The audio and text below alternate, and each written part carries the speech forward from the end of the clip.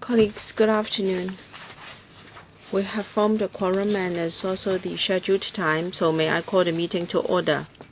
Since the last meeting, we have received a number of information papers. For details, please refer to the agenda. Members, do you have any comments on the information papers, please? If not, we go into the next item. May I remind members that on the 7th of July, Monday, at 2:30 to 6 p.m., we have a special meeting discussing 4 items. The agenda was sent to members on the 6th of June. And the next regular meeting of the panel is scheduled for the 16th of July, a Monday, at 9 a.m. to 11 a.m. The administration has proposed the following for us.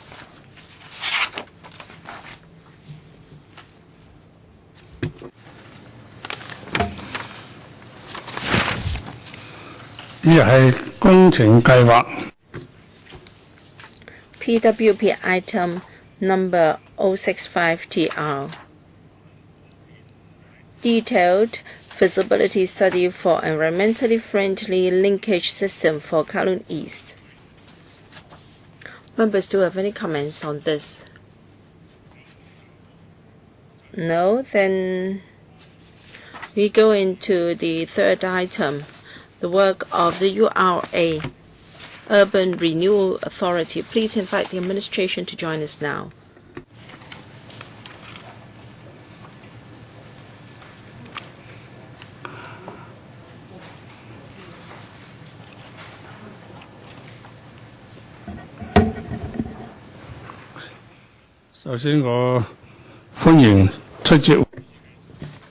Let me welcome the following, or rather, let me welcome the administration for the attendance list. Please refer to the one tabled. Representatives from the administration, can you please walk us through the item? I understand that they're going to give us a PowerPoint presentation, so please be as succinct as possible. Secretary for the Development. Thank you. Before colleagues start, I'd like to say a few words. I am very pleased that from the URA we have the chairman, Mr. Victor So, and his management team present. In June last year, we reported to you the implementation of the Urban Renewal Strategy 2011. And since then, the URA has adopted a multi-pronged approach in carrying out urban renewals. They have URA-initiated projects and owner-initiated demand-led projects, and they also have a facilitation in assembly property titles. Well, since the urban-led development was launched, 110 applications have been received. 9 projects already commenced, with the exception of one which was terminated because the conditions were not fully satisfied.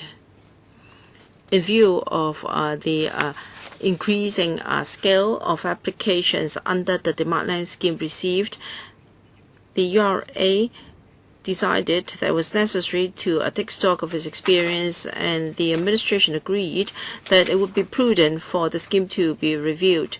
We understand that many members are concerned about the review of the development-led scheme. In March this year, at the request of the Deputy Chairman of the panel, we submitted a paper on a review of the demand-led scheme. In late April, the URA board set up an ad hoc committee to undertake the work. The ad hoc committee comprises URA board members and started its work in May this year, and they have decided on the way forward for the review. They will explain, before they explain their recommendations and consult members, may I remind you that the government has no preconceived ideas about the review of the scheme. When we submit the report of the scheme to the Council, we will take into account views from Council members and stakeholders. Thank you. Chairman, I now give the floor to Mr. Victor So, Chairman of the URA, to give you the presentation. Thank you, Chairman and members of the panel. Good afternoon. We now submit our annual report to the Council. Mr. Tam, our Managing Director, Ms. Tam, our Managing Director, will brief members on the salient points of our work. And may I take this opportunity to share with you my views about urban renewal in the past year, and also how we face new challenges. In 13-14, the URA recorded a deficit of $2.3 billion, the first in 5 years. In the coming 5 years, the URA will have to spend about $33 billion to tackle the problem of urban dilapidation. While our fiscal position is still sound, of the view that in the long term, the URA does face financial pressure, and we have to face up to this issue squarely before we can have sustained urban renewal. There are challenges that in the past 13 years we've completed 6 projects and we're able to make a profit out of each project. How come we have a deficit this time? I think there are 3 reasons for the recent deficit. First, the plot ratio that can be increased in future projects will be lower in the future. When we started our work, usually the original sites had a lower plot ratio, and upon redevelopment, the plot ratio could be higher, and therefore earlier projects, they were more viable financially. However, as we moved into 2010, there were really not too many 46-story tenement buildings left. For our existing sites, the PR, the plot ratio is rather high. Many of the buildings are already 8 to 9 stories tall, and many of them have already got a plot ratio of close to 7. In Kowloon urban area, the plot ratio limit for residential buildings is 7.5, for commercial buildings 1.5. So the amount of plot ratio we can increase in future projects will be very limited. And the value of a ground floor shop premises have greatly increased. We spend usually 34% of our money for acquisition on shops. We have to provide loading and unloading areas, parking bays and parking spaces in our new developments. And therefore, we should have fewer shops in new developments compared with their previous buildings. Therefore, the amount of plot ratio we can increase in new developments is going to dwindle. Now, we have one application under the URA-initiated program. It is in Kowloon, and the existing PR is already 12. And as I said, we can only have 9, a plot ratio of 9, taking into account both the commercial and residential portions. And you can see the situation the URA faces. And then there is also a change in the property market. In the past 10 years, on the whole, we saw a rising trend. In 2001, the Centerline property index was only around 40%, but in May 2014, that index stood at 118, an increase of 2.9 times. For projects undertaken by the URA earlier on, because there was a rising trend in the property market that accounted for our surplus. In the coming 10 years, well, it is hard for URA to predict the trend of the property market. However, the industry is of the view that we're already at a high point. And the third reason is rising construction costs. The URA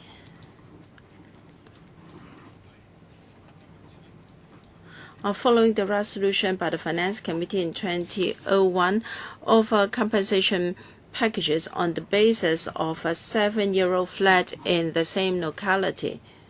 Recently, we are paying close to $10,000 per square foot in compensation, and usually in the secondary market, the transaction cost is around $4,000. However, because of rising construction costs, it's close to $3,500 to $4,000 per square foot for construction. So, for government and URA tenders, developers are more conservative in returning bids. And because of that, the URA has seen a reduction in its revenue. So we face new challenges, and we must have new thinking to address these challenges. In the long term, we must be prudent and ensuring that we can be financially self-sufficient in taking forward urban renewal projects. We must face up to these challenges. That will be the focus of URA's work for this year. In April, because of this reason, the URA board set up a task force to review the demand-led projects and also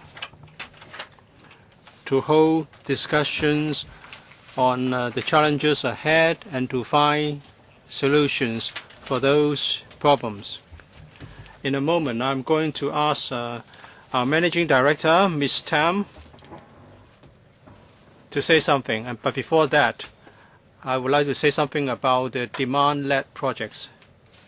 In 2012, the CE in his policy address pointed out that there was a need to conduct a review on the demand-led initiative.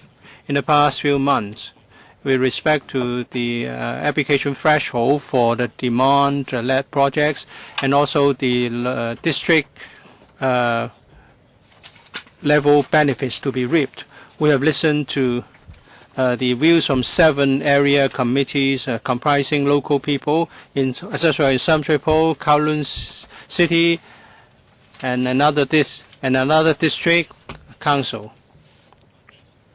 Today, we would like to have the input of the panel on development and to come up with a new strategy in the coming months. And then we would launch the 4th round to invite applications. May I now give the floor to Ms. Tam. Ms. Tam, Chairman, members, I'm here to report on the work of the URA in 2013-14. Last year, we initiated the 16th project in Sam Shui Po. This is at the junction of Castle Peak Road and Yuen streak. On demand-led projects, for the second and third rounds, together we launched 6: Kowloon Road, Tung Chau Street, Fu Chau Street.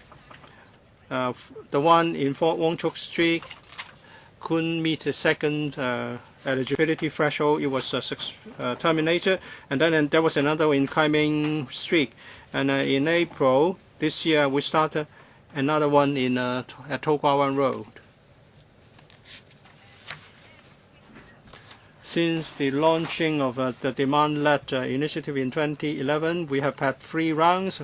We have received 110 applications, 25 in the first round, 34 in the second round, and 51 in the third round. Altogether, 110 applications. 25 complied with our eligibility criteria in full, and we have launched 9. One of them was terminated because of the failure to comply with the threshold. In August 2013, we were authorized by the Secretary for Development to carry out this Yuzhou Side Street project. We made the acquisition proposals in December in 2012. As for facilitation services, for the first project, had the support of all the property owners, and through an open auction, the property was sold in a collective manner in November 2013. This is at Lion Rock Road in Kowloon City. We're now embarking on the Fred for Fred program in Kai Tak. We expect to get the occupation permit in 2015-16. On tendering, we tender for the project at Shanling Road, and the contract was awarded in March 2014. For the Sunshine Road project, again, the contract was awarded in April 2014. As for the second and third development area of Kwun Tong Urban District project, we are now carrying out the tendering exercise. Let me now turn to rehabilitation and maintenance of buildings. There are a number of initiatives. First, Operation Building Bright. In the area served by the URA, there are 1,460 target buildings. Among them, we have helped about 1,070 buildings. The maintenance has been completed or near completion. In September 2013, we introduced a new arrangement for tendering so as to make sure that the tendering process is open, fair, and nuisance-free or harassment-free. And also we have got a comprehensive scheme to facilitate building management. From the 1st of April 2013, the service area were extended to the whole of Kowloon, Tsuen Wan, and Kwai Ching districts. We've handled 313 cases to facilitate maintenance, and we have also provided subsidy to 130 buildings in setting up their own OCs. As for the mandatory building inspection scheme, it was launched in August 2012. We provide subsidy for the first inspections. In our service area, there were 861 target buildings. We have received 155 applications and approved 140 in principle. And we are now in the process of employing inspectors to help them during the building inspection. As for enhanced services, this is a one-stop web-based information platform that we launched in January 2013. We also commissioned independent consultants to assess the cost of maintenance for the benefit of owners when they assess the tenders that they have received for their building maintenance work. Because of the expansion of service, we have also stepped up district support services. Apart from a sub-office in Kwun Tong, we have also set up 2, one in West Kowloon, another in West Hong Kong. conservation and rehabilitation. This is a Marori Street. It's a comics home base. The Hong Kong Arts Center is operating this comics home base since March 2014. It provides a platform for local and international art exchange. We have received some 250,000 visitors in less than a year, and it has been awarded the annual reward by the Hong Kong Institute of Architects. As for the former Central Market, we would like to turn this into a central oasis. The Town Planning Board has approved our planning application, and in accordance with this planning application, we have submitted plans, and the plans have yet to be approved. Prince Road West project is a conservation project. We have resumed all the properties of the two street numbers concerned. Renovation has been completed. One of the blocks, number 202, have been leased to the photo shops, art galleries, and other tenants. For the other block, we have leased it to the social service organizations, and they will use it as a social enterprise center. As at the 31st of March 2014, and over the years, we have launched 54 redevelopment projects. 2 were terminated subsequently, and we have also launched 2 conservation projects. We have provided 14,200 new units, and there are other commercial premises, hotel premises, offices premises, GIC facilities, and open space. We have assisted 37,000 residents who have been given PLH, who have been given compensation, and their living environment has been improved. Apart from urban renewal projects, we also pay attention to corporate or to sustainable development and corporate social responsibility. We want to play our part in promoting sustainability in development. We have been given 8 platinum certificates for green buildings, and we have got 4 provisional certificates awarded this year. And when the construction projects are completed, we'll get the full certificate later. A carbon audit. This is the second year that we conduct our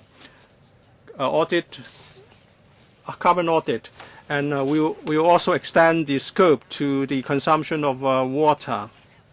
And we also try to see if we can achieve further savings in the consumption of electricity and water. DRA has registered for the program to reduce carbon and to help establish a carbon footprint record for Hong Kong. We have a dedicated web page on URA to inform the public of what we have done in urban renewal and sustainable development. Our community activities, together with 11 organizations and our colleagues, we have visited many old districts. We provided voluntary service to the tune of 1,500 hours.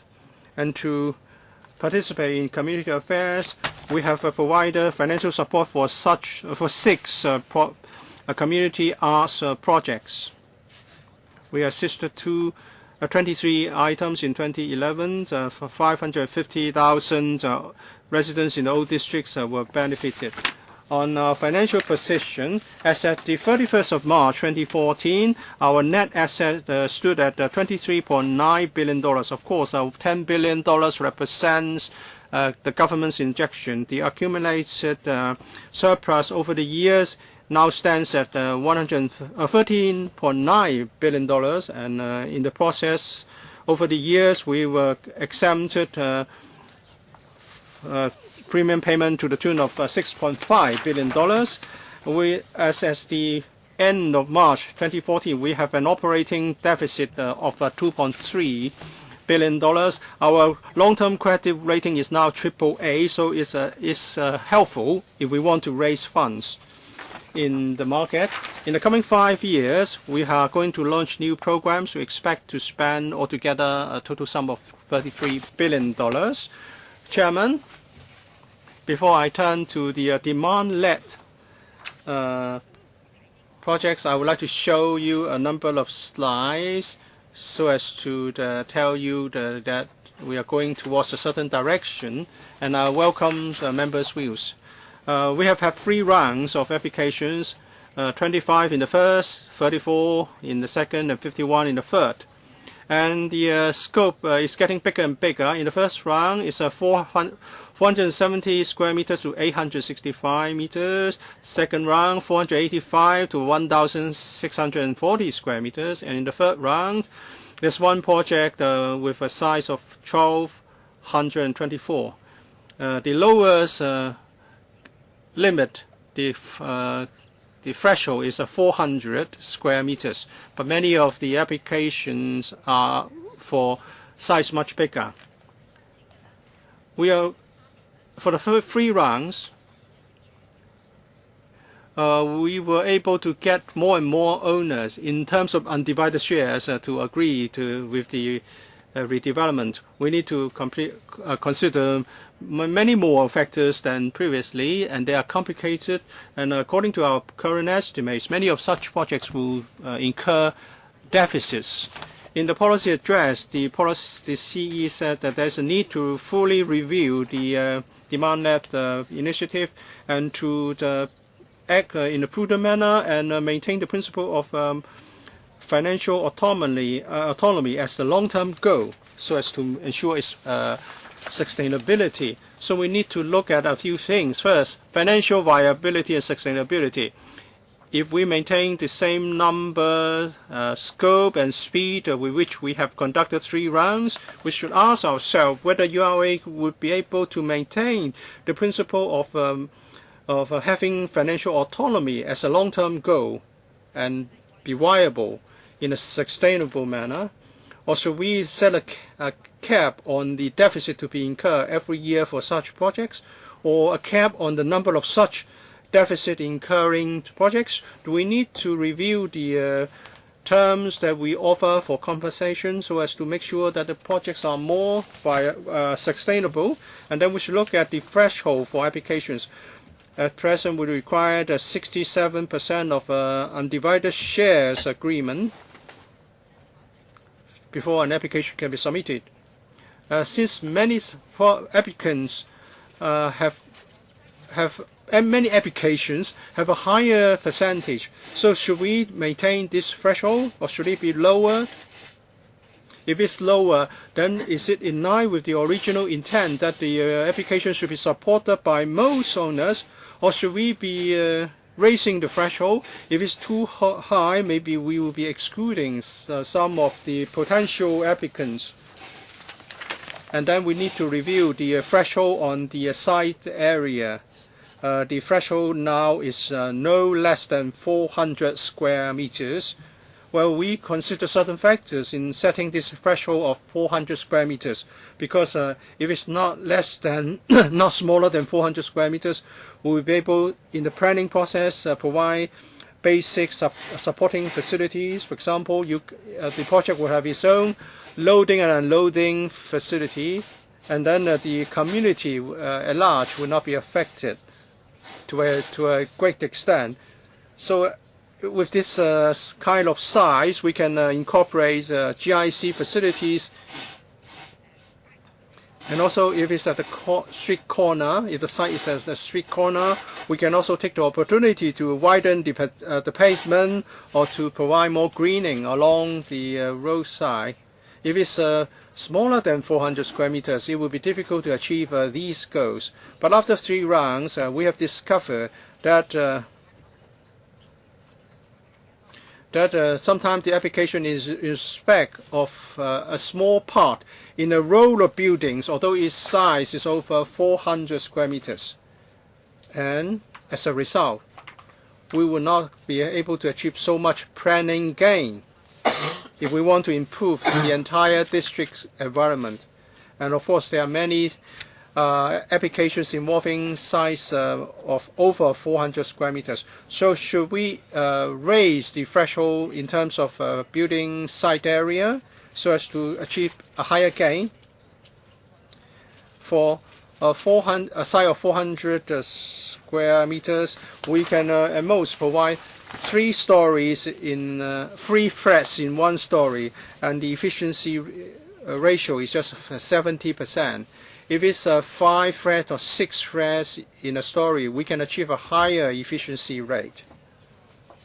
But of course, if we raise the threshold for the size of the building site, then some buildings will be rendered ineligible.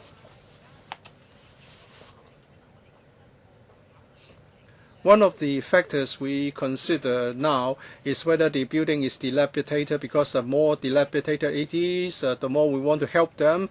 But we are concerned that some owners would just neglect their responsibility to maintain the building. For example, they would just ignore maintenance orders issued by the buildings department.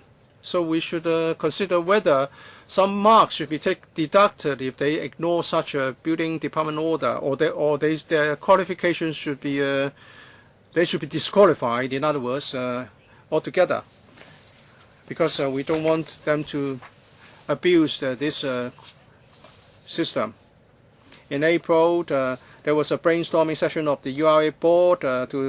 We have set up a task force. We have had discussion with 7 area consultative committees, and we have listened to views of 3 district councils. Today we're here to listen to members' views, and then in the latter half we are going to collate the views and finalize our recommendations. All right. I will give each member 4 minutes for questions and answers from those who have indicated their wish to speak. With 11, Kwok-wai, Mr. Gary Chan, Mr. Claudia Mo, Mr. Lo Wai Kwok, Deputy Chairman, Mr. James Toh, Mr. An Jiang, Mr. Dr. Fernando Zhang, Mr. Sid Ho, Mr. U.C. Yuen, Mrs. Regina Yip, Dr. Kwok-wai. Chairman, the URA's track record is not very good, because they were found to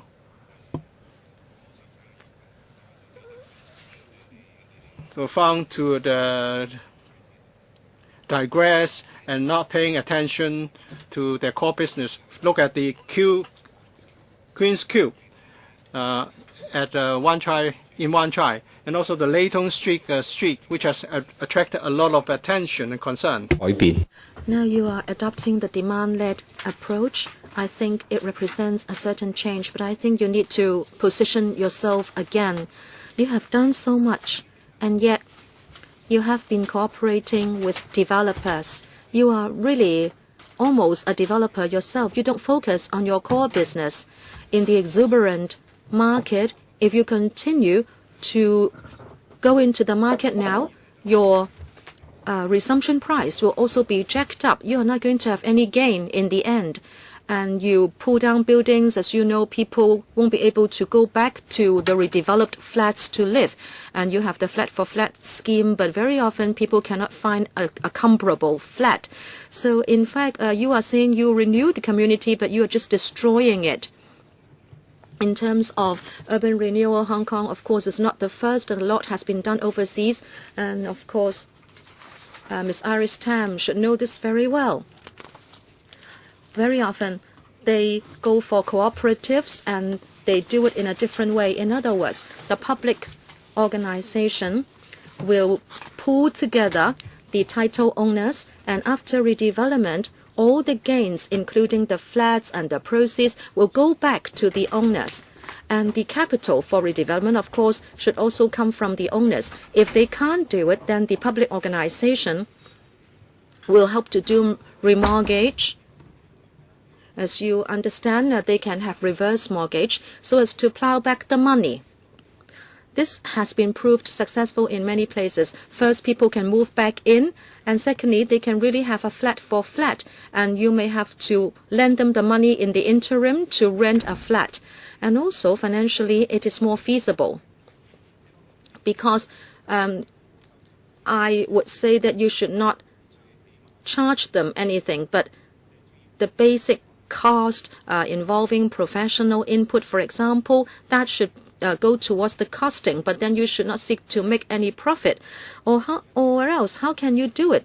There are so many more buildings for you to tackle. 5 years later, there will be 6,000 buildings, and 10 years later, 8,000 buildings, and you are moving at a snail's pace. When can you complete your work?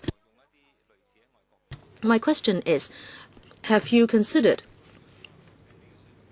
using the overseas model of cooperatives? And it also represents less risk for you because you only act as the agent. You will help them pull together the professionals including engineers, architects, and then you'll help them rent a flat in the interim.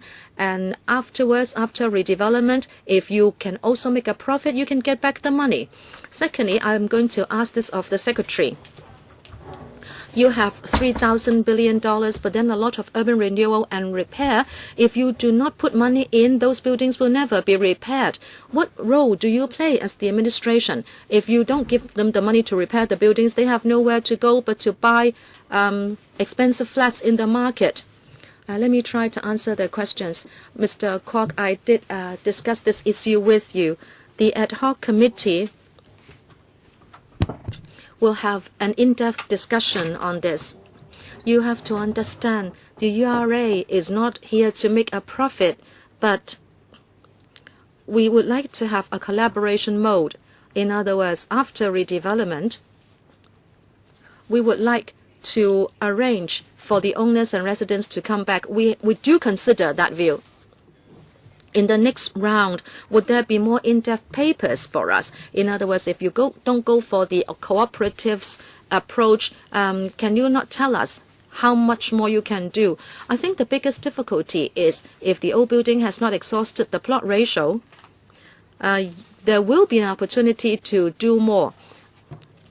We mentioned a case, if the plot ratio is already 15, even if we put in a new plan, we can only have 7.5 for the upper stories and 1.5 on the ground floor. And we also have to tackle the street shop prices. The prices have shot up so much in recent years. In redevelopment, well, you give them back the shop space. Well, you have exceeded the time. Next one. What about the help with repair cost? Maybe you should stand in the queue again, or else I will be criticized of not keeping the time. Mr. Gary Chan, thank you. I have two questions for Mr. So, the chairman. With your efforts, we can see a new phase in many districts. However, I'm aware that in your redevelopment projects, most of them are done in cooperation with private developers. And the per square foot price is always close to $20,000. Not even the middle class can afford that kind of pricing. Talking about the grassroots and also the middle class, if they hope to buy a flat in your redeveloped projects, it will be hugely difficult. And these people can hardly stay in the urban area. My question for you, Mr. So, is whether you have thought of new ways to do redevelopment, like cooperating with the housing society and to develop subsidized housing. Have you done feasibility studies so that low-income families and middle-income families can start to own a flat in the urban area? And also, actually, the LTHS has said that you should consider your role in providing medium-sized and small-sized flats. What have you done on the basis of this proposal by the LTHS steering group? If you have done some thinking, how many such flats are you going to provide in the future?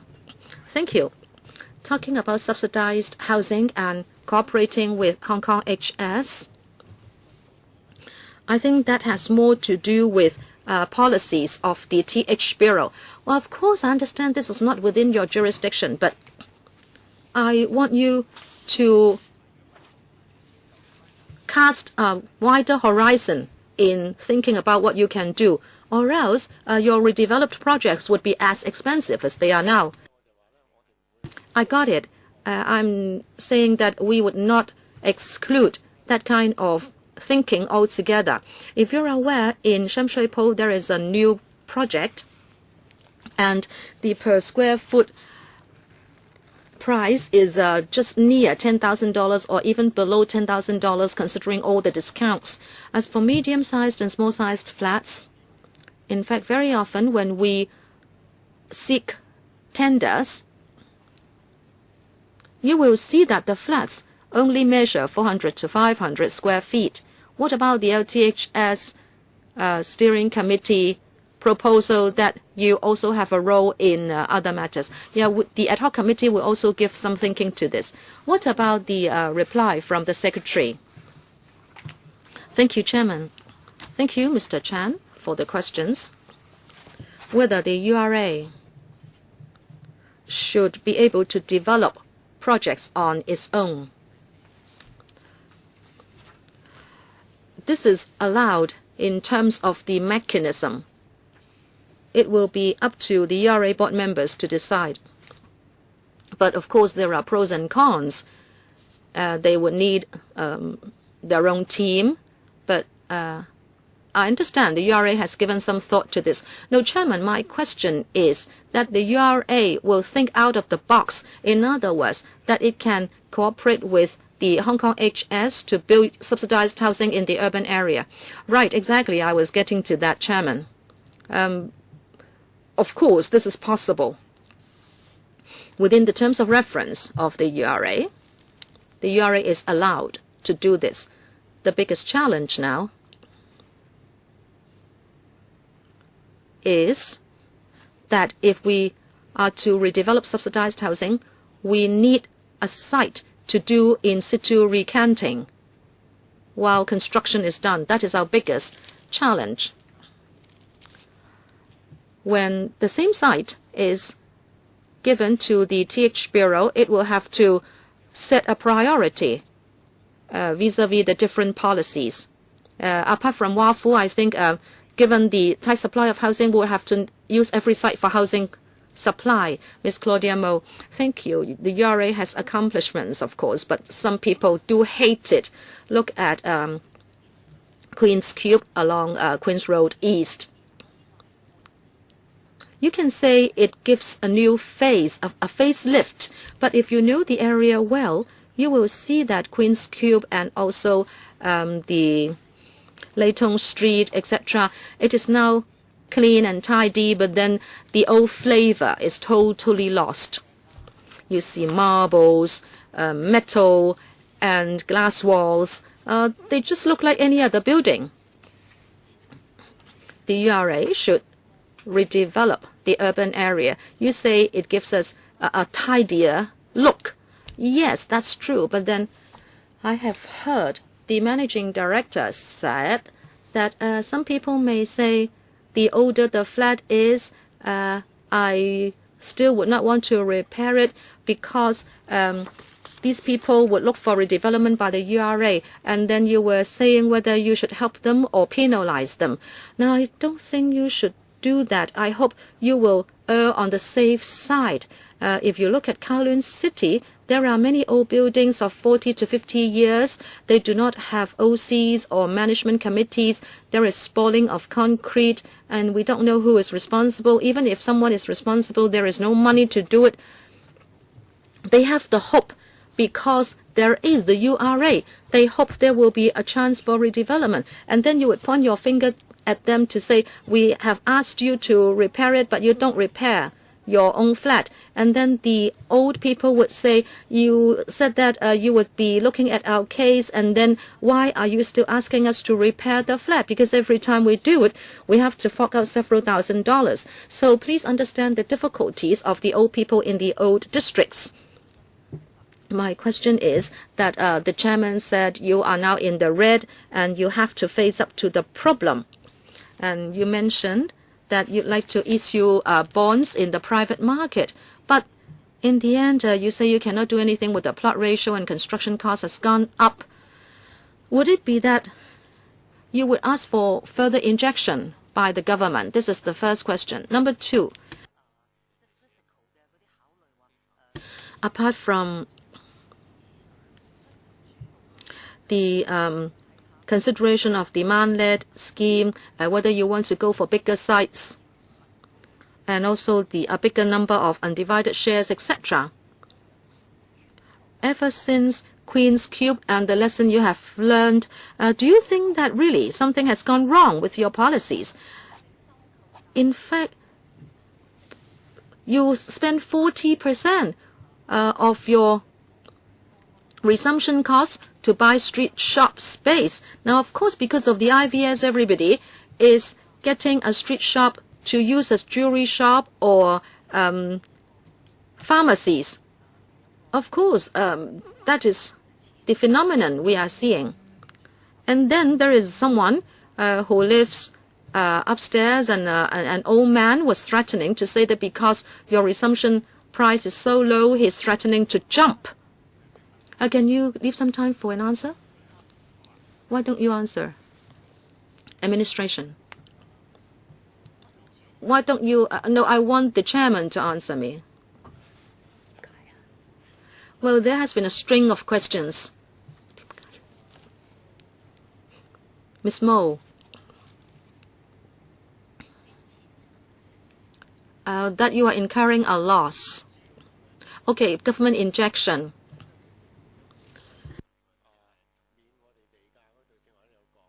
As we were saying, the administration is not asking us to pay up certain funds, and in a way that can be an injection, a de facto injection. And the principle is for us to be self-sufficient financially. The board has not considered to ask for another injection. Looking at our financial position, I think we are still okay. The shop space and flats, they are not related in any way. Our compensation follows the principles of the FC of LegCo set down in 2001. As you can see, the vast majority of owners have accepted the compensation. We understand there are individual owners who are not happy with the compensation. We can understand that. Next one, Mr. Lo Wai Kwok. Chairman, just now Mr. Victor So said in his introductory remark that URA faces certain problems. He said, number one, there is not a lot of plot ratio to use. I think that goes to show why the performance of the URA has been quite good in the past, because you have been able to tackle easy projects. You would resume buildings of 4 to 6 stories, and then you resume them, and then the value that can result from redevelopment is always high. But now you are facing much less profitable projects. This is not just a problem for the URA, but this is a problem of handling old districts in Hong Kong. Mr. Chairman, on the one hand, we have to do maintenance and repair, but no matter what we do, these buildings are nearing the end of their life cycle. Hong Kong has been here a long time, and we have to tackle these buildings which are aging. As you know, we don't even have a place to go when we die. We don't have enough crematorium and columbarium. And also, unless you preserve the buildings, you are not going to be able to maintain them. There's the saying from cradle to grave, and we really have to look at the entire cycle. I believe it is the job of Mr. Paul Chan more than a job for the URA. In the short term, I think you have had answers. You can increase the plot ratio. But this may not be possible in all the sites, but wherever possible, you can increase the plot ratio to increase its development potential. But this is only a way to tackle the symptoms, not the root of the problem. Now, of course, tackling all districts is not a new problem, and in all cities in the world, I think they face the same problem. I was talking to my friends in Japan. Now Hong Kong people love to frequent Roppongi Hill in Japan. I think it is the result of a beautiful cooperation amongst owners and developers.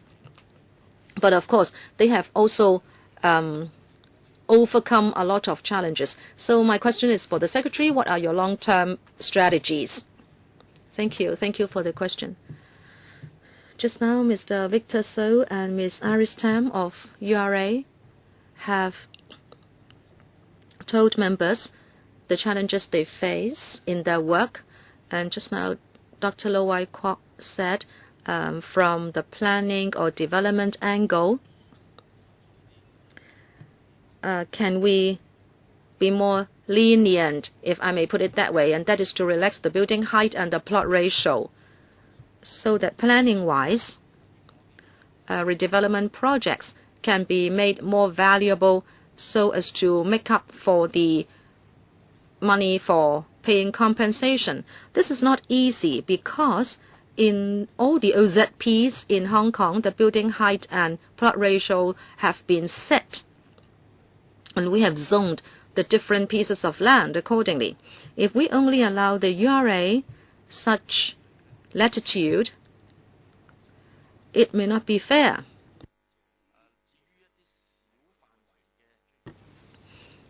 As for small-scale adjustment, they can use the town planning mechanism, and indeed, they can operate within a small area of flexibility. Just now, I have already been saying that building height and plot ratio may be small adjustments.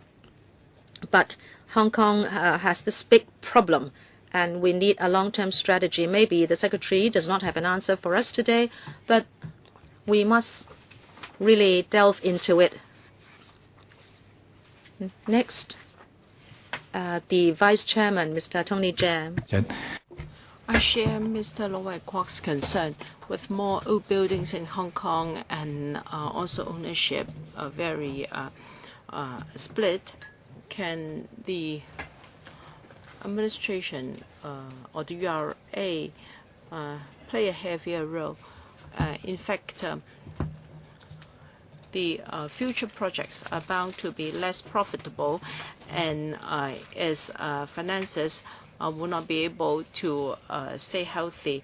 And Mr. So talked about waiving of premium, but in fact, when the compensation packages become greater, then you won't have anything left.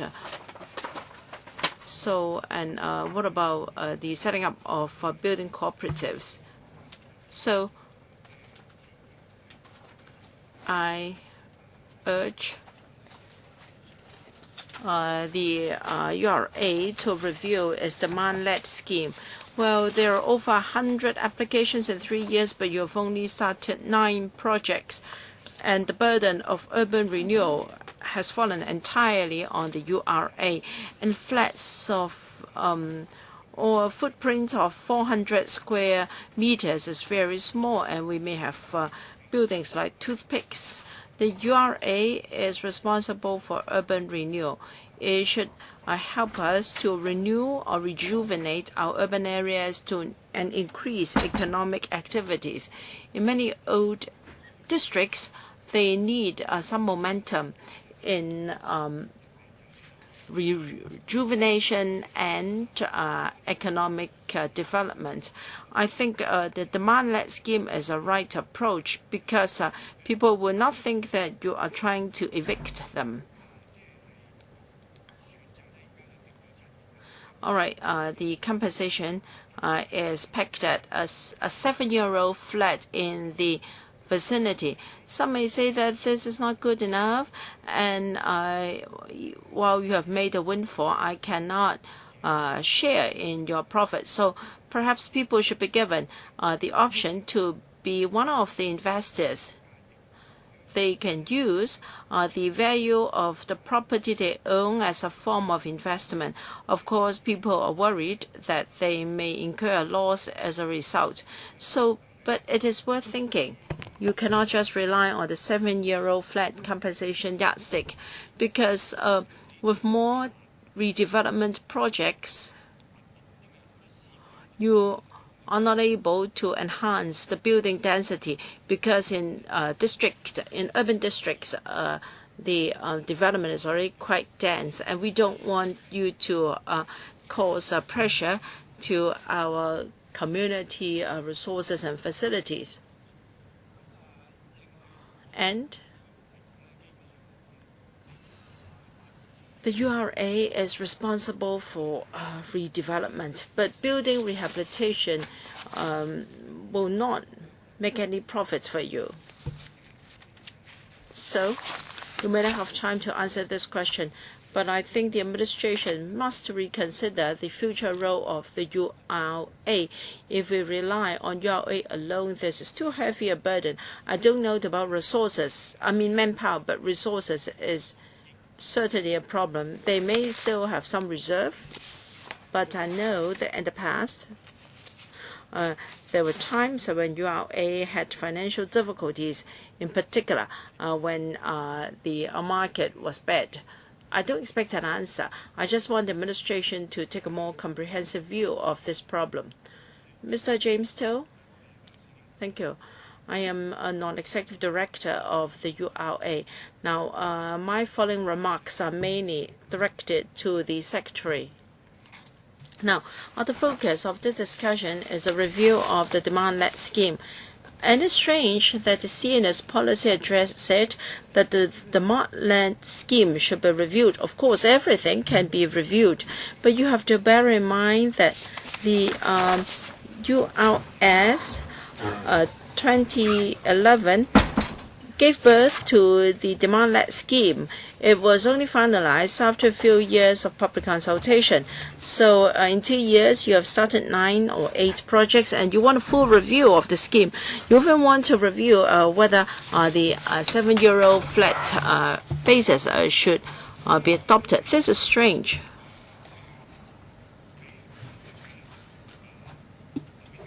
We're told that the PL in some of the buildings are already quite maximized. How come that in these 3 years, property developers could be mainly responsible for urban renewal? Or was it that in 2011, when you confirmed the URS, buildings with a lot of underutilized plot ratio would come to your demand-led scheme, and that they won't go to property developers? Have there been major changes in the markets? Of course not. Back then, there was Mrs. Carrie Lam, the Secretary for Development, and she adopted a people first strategy. And now the Secretary is Mr. Paul Chan, and in the past the Chairman was Mr. Barry Zhang. Now it is Mr. Victor So. You have to bear in mind that the URS is a consensus. If you want to change it, then Secretary, you must show us your ambition. Do not ask the CE to just put in a paragraph in its policy address and ask the URA conduct a review on the major principles. Yes, major principles can be reviewed or over-ramped, but it should be done by the Secretary. You can review the URS. The review should be led by the Secretary. You shouldn't ask the URA to do it because the compensation criterion was a consensus of the Finance Committee. It took us more than a decade to come to that consensus. All right, if you want to review it, the review should be led by the Secretary for Development. As a legislator, and you are a non-executive director of the URA, I fully know the division of labor. The URS was promulgated by the Secretary for Development. Yes, details, the minor details can be reviewed by the URA, but for things such as the compensation under the demand-led scheme, and also compensation under URA-initiated projects should be different. Now, Para 26 of the URS said that there should the differential compensation rate for vacant flats and rented flats can continue. But if you want the URA to review the demand-led scheme, including the compensation, I'm sorry, this can't be done by the URA. It should be done by the Secretary for Development. The URA can only refine the fine details in these URS. Mr. Chen, I think the personal attack launched by Mr. James Do in his speech was entirely uncalled for. The URS proposed the demand-led scheme. It was meant to be a pilot scheme. In the past 3 years, only a few projects have commenced, and according to our colleagues, they have suffered some level of loss or deficit. So what's wrong with a review of the scheme given that it's just a pilot scheme? Besides, the Bureau has not put in place any restrictions or constraints for the review to be undertaken.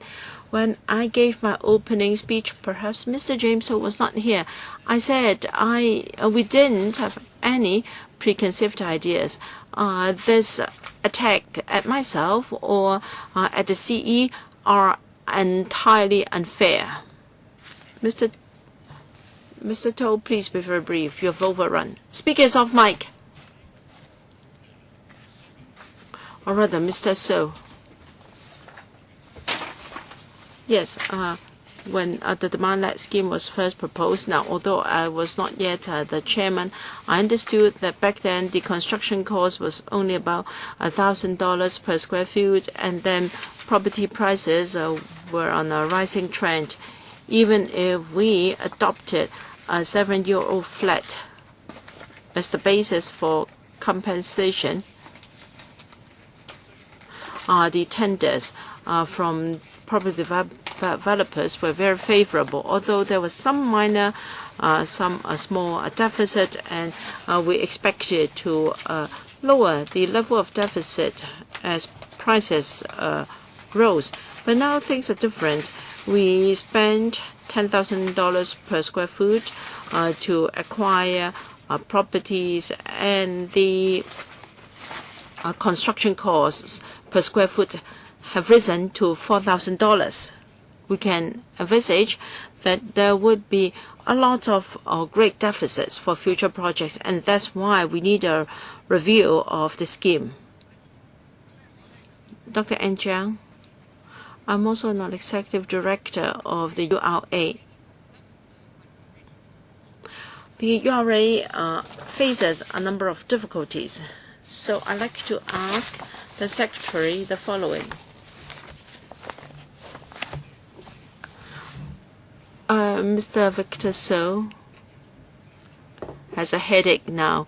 When the market was booming, prices would gradually go up, and it was an easier job to be the chairman of the URA. But now, the market is reversed. And we can see from the recent accounts that they have lost over $2 billion. So, what should happen in the future. As Mr. So said, property developers are becoming more and more conservative in submitting bids in joint projects with the URA. That in future, maybe even before projects started, the budget is already, or the accounts already in the red. So should the URA carry out these projects or not? And as our deputy chairman said, we have many old buildings in the community. You've only worked on 100 or so buildings with so many in the community. How can you cope with all of them?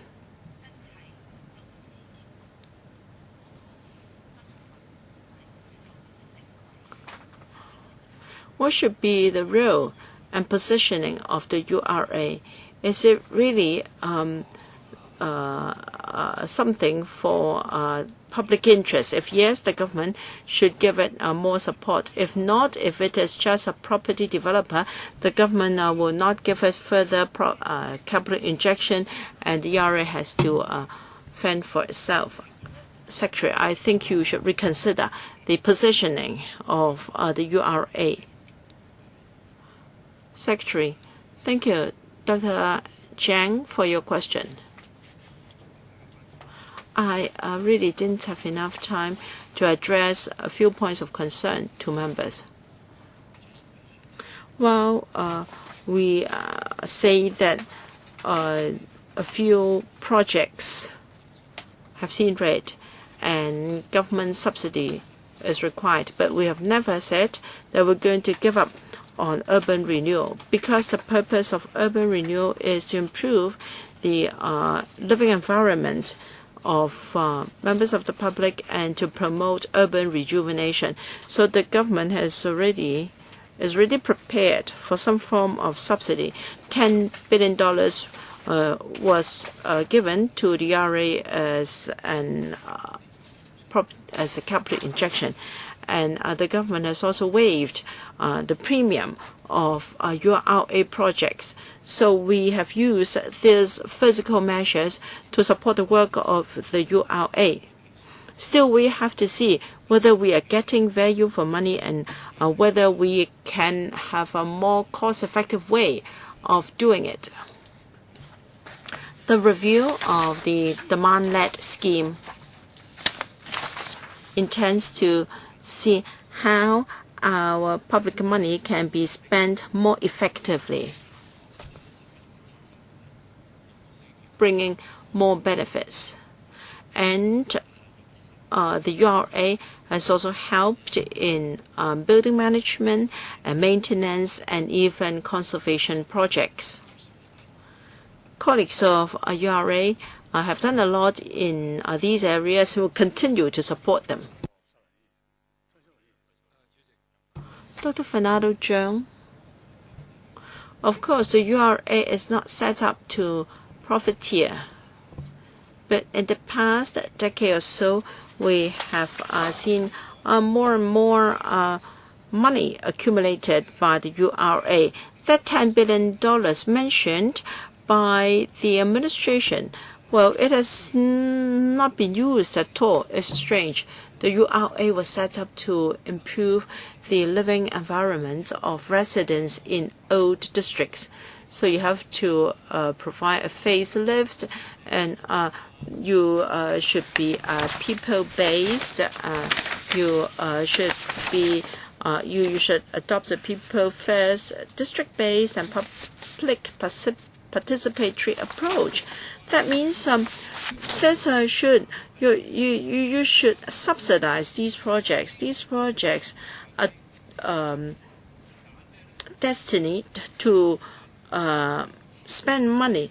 How come the URA has made profits? Because they have only chosen the profitable project. Take Kwok-wai Village as an example. It's the only last walled city we have in Hong Kong.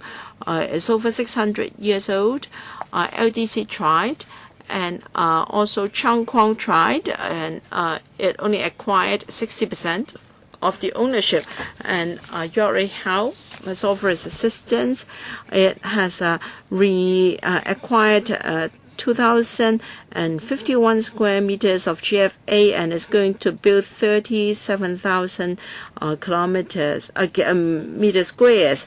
So if it's going to ask for $5,000 per square foot, it will make a profit of $2.1 billion. So it has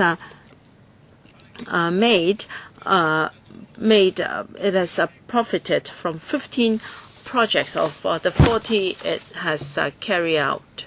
So residents are evicted of their homes and also their place of business. Well, they have set up a flat-for-flat scheme. You can ask these people since 2011, how many have opted for this F4F flat? There are thousands of units in Kwun Tong. How many of them have opted for a flat-for-flat scheme? Only one. And he has to pay another $2 million in order to get a similar flat in Sichuan. I don't know how much more money you want to make before you say it is enough. How can you really improve the quality of life of the residents in old districts? Well, you have made more than $10 billion, and you talked about an operating deficit of $2.3 billion. And you asked the property developers, they have done scores of projects with you, how much have they made? How can you say that you are improving the conditions of living of the residents? They will always lose in a court case with you. You can pocket all the profits. So I don't know, when are you going to conduct a full review of the URS? Administration, please be brief. Chairman. In 2011, the URS was promulgated, and it's the outcome of many rounds of discussions with the community. At this stage, we have no intention to conduct another review of the URS. All right. Ms. Sit Ho, to be followed by Mr. Kwok-wai. Residents, in particular those who have got their flats acquired by the URA, will really envy the URA. Whenever the URA has a deficit, the government will make up for the loss. And for many residents, they have already lost. Take the Kenneth as an example. The flats were acquired at $2,000 per square foot. Now it was sold at $8,000 per square foot. And for the Invitation Street, it's now rebuilt into Queen's Cube, and then is asking $20,000 per square foot.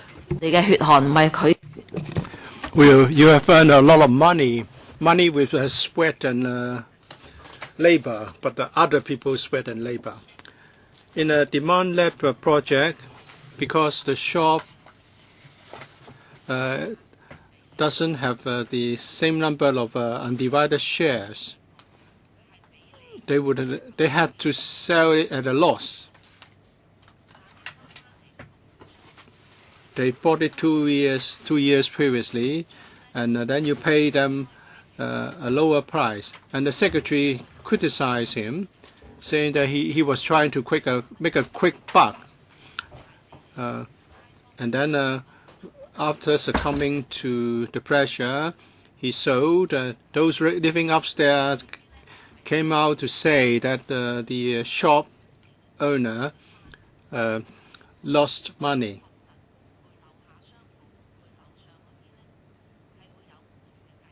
There are different calculation formula for short premises and upstairs units.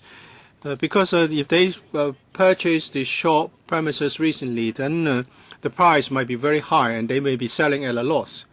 As for civil servants cooperative buildings, there are 4 stories or up to 6 stories. Many of them do not have lifts, and they haven't paid a premium.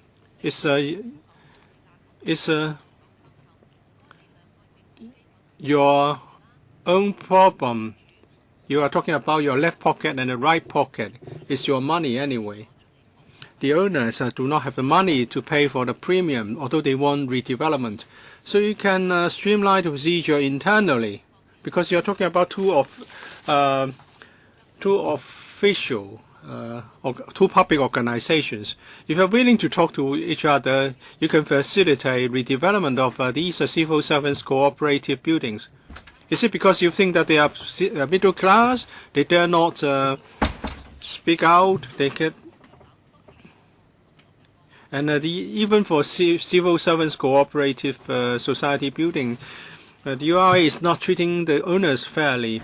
And then we are also concerned about collusive bidding. From what we've learned, some syndicates are saying that this is more lucrative than illegal activities, because they get money both from the government and from the owners. And now you are going to the URA is going to slow down its work on your urban renewal.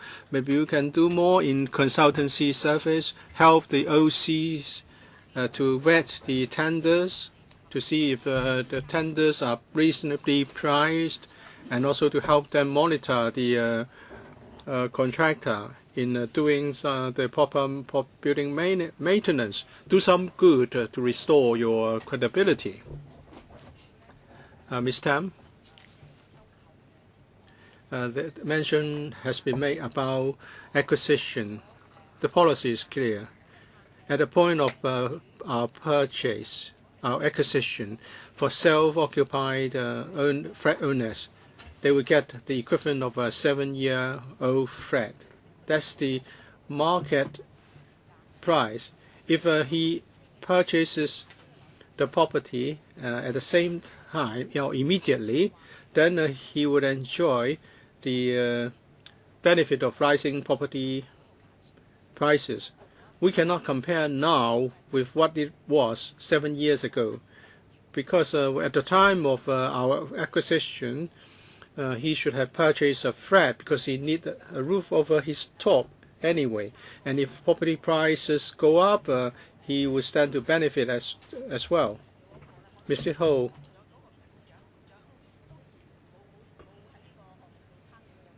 mentioned the secretary in one of the projects. Well, actually, the secretary was not involved in that project.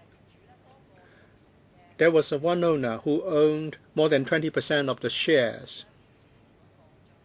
So it could be an impediment to the redevelopment project. Therefore, in the second round, we've asked the applicants to have any owner who owns more than 20% of the building shares to get on board before they can submit the application.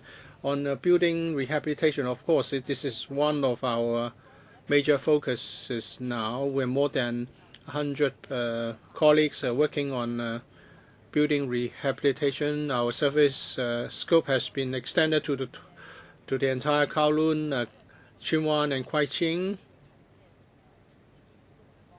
So URA is going to assist building rehabilitation in all those areas. What about civil service cooperative society buildings? Well, your time has been used up. Let me ask the questions on behalf of Ms. Sit Ho. Some civil service cooperative society buildings cannot be redeveloped because of premium. Can the URA look into this problem with premium? Is there any room for better coordination to facilitate redevelopment of these buildings? And also, the secretary said at the very outset that there will be no review of the functions and role of the URA. Well, this is at odds with public opinion, so you should reconsider. In Kwok-wai, that's the area with the 13 districts, and URA may want to do a redevelopment project. Even the residents living in upper floors want to do it. But because of the plot ratio and because of the inches of the shop premises at the ground floor, the redevelopment cannot be proceeded with. If we do not review the road of the URA, then the URA will only carry out redevelopment projects if there is a plot ratio gain, because you have this rule, and that is they have to be self-reliant, they have to be self-financed. Can the URA take up the matter with some government departments? For example, this project is a worthy project for development, and if it can't be done under the URA scheme, it can be done by way of land resumption and so on and so forth. If URA cannot do it and the housing authority is unwilling to get involved, then in the urban district you have buildings that should be redeveloped and can never be redeveloped, and you wait and wait until the buildings collapse. Maybe we can get a response from the secretary. And turning to the collusive tendering, the URA has been doing a lot about building rehabilitation, and you have the Operation Building Bright, but the scheme has become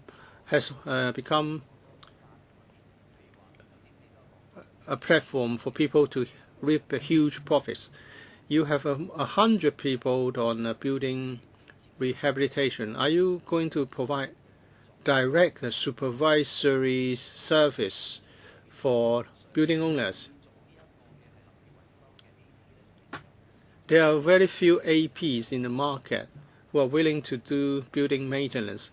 Their industry is a very close one, and they don't want to. The APs don't want to offend people, so it's difficult for owners to hire the right people to supervise the maintenance work. Will the URA set up a team of professionals to take up the responsibility to supervise maintenance work, and also to provide to the market an objective indicator or standard for work to be done by APs? Please shorten your questions.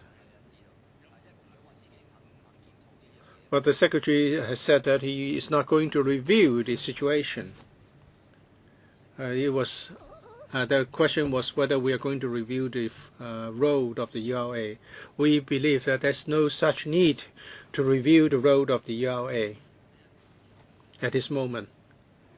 And also before 2011, well, there were a number of consultations, exercises, and we don't think it's the time to do a review again. As for the pace and the details of various projects, of course, we need to conduct reviews regularly, but we don't need to overturn everything and do it again. You have mentioned the redevelopment of civil service quarters. We haven't completed the review, but it's not as simple as one might imagine. Many of these civil service cooperatives are not able to give us a lot of PR gain, plot ratio gain. The plot ratio they have used is already quite high. And if we were to embark on redevelopment, that would involve a public subsidy, giving a public subsidy. Although they don't have lifts, but if you look at the way it's been maintained, they're better than many old buildings in old districts. Giving limited resources on urban renewal Shouldn't we be doing more for private buildings in old districts? Would it be more cost effective to redevelop those buildings first? And if we were to do the same for the civil service cooperative buildings, then there's a question of providing a subsidy. Actually, it's double subsidy because when the buildings were constructed, they did not pay full premium. We are conducting a review. We'll come back to give an account to members after it's completed. But what about collusive bidding? 2 members have asked this question. Ms. Tam.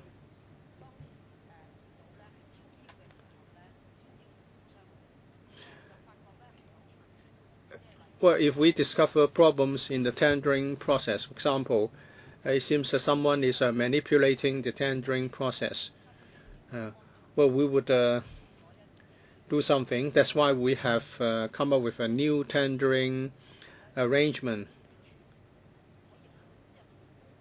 We want to make sure that the tendering process is open and transparent, and to ensure that the bidders can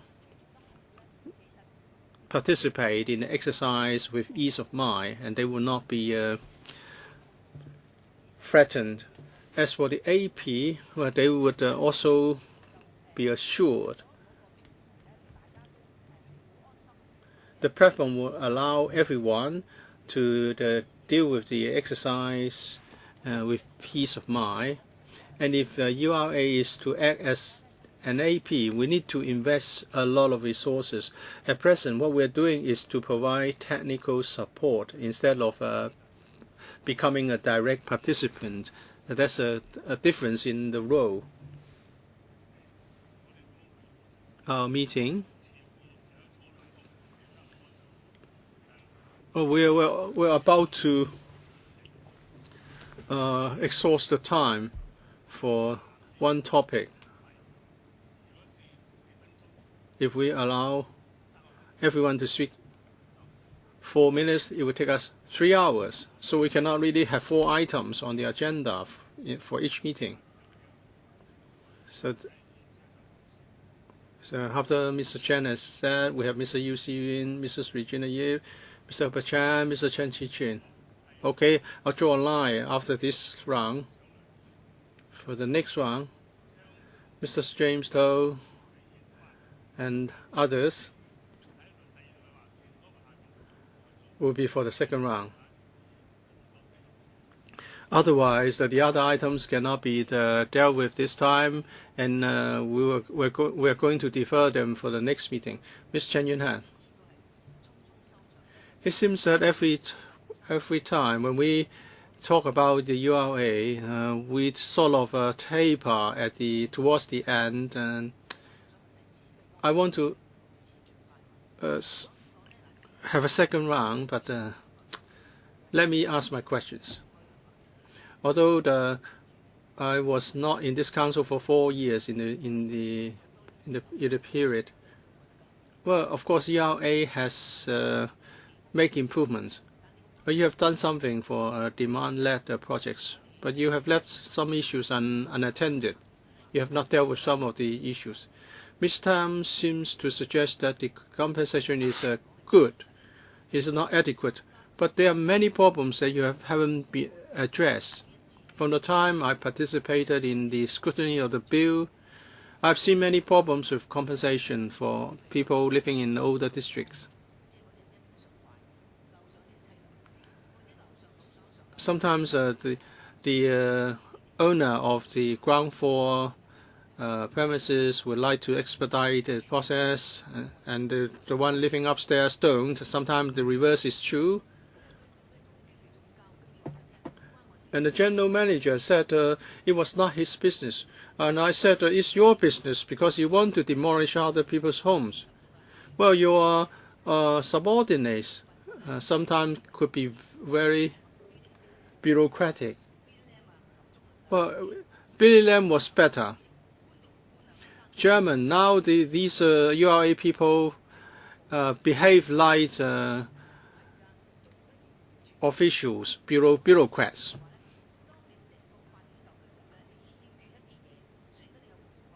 Although you have rehabilitation programs,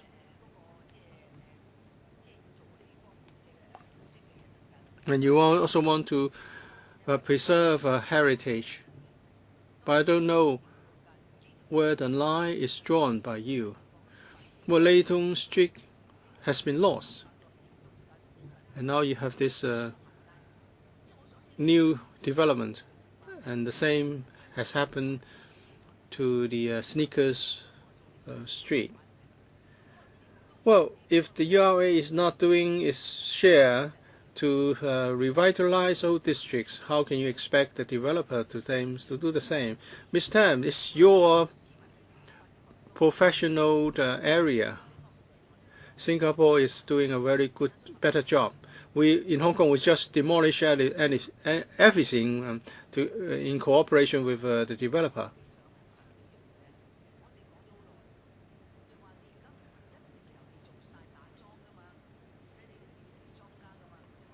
Well, you don't have to take the lead for everything. You can cooperate with the Hong Kong Housing Society. Although there was a failed project because of high premium in Tuen Shui Wai, you asked the Housing Society to carry out a project, it fell through. So should we leave everything to be led by the URA? I suspect that you are not doing what we want. You're not always doing what we want. I'll leave some time for a response. 3 questions.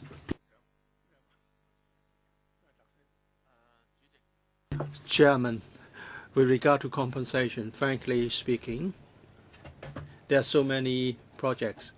Whatever we do, there are always some stakeholders who are not happy with the compensation that they get.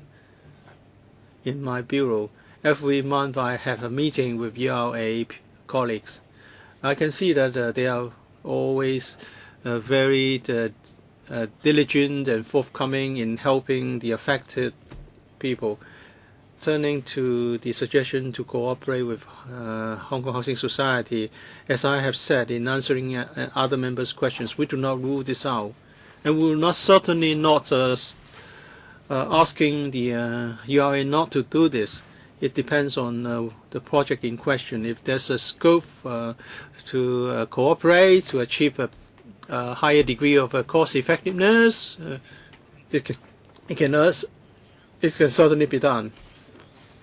Some of my questions have not been answered. I want to see revitalization done while preserving special characteristics of old districts. Well, if we take Leighton Street as an example, now it's going to be a pedestrian precinct, and we have invited some of the card printers to come back. We are now in the negotiation with them, and we'd like to achieve success. We are still learning. So with regard to Graham Street, we deliberately want to preserve the market. So we are going to build a 2-story market. Hopefully the wet goods sellers can come back. This is what we want to do. We want to improve by the day. Yu Si-wing and then Regina Ip. Yu Si-wing, thank you. As Mr. So was saying, that resumption costs and also redevelopment costs are both going up, and therefore the loss margin may become wider. In the last financial year, the loss stands at $2.3 billion.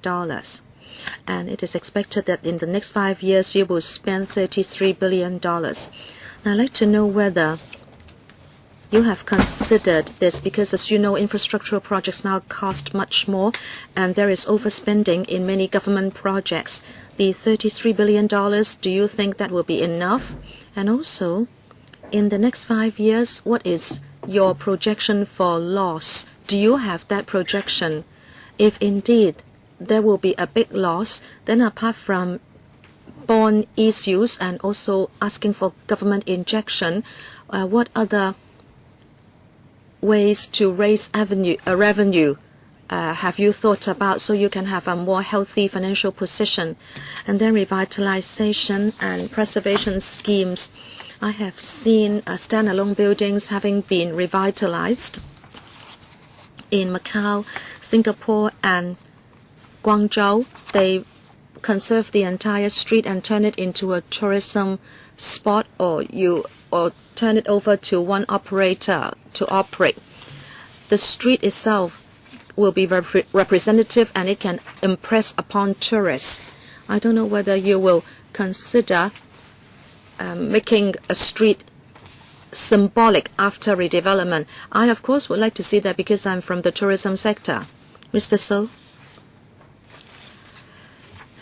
I will answer the first question.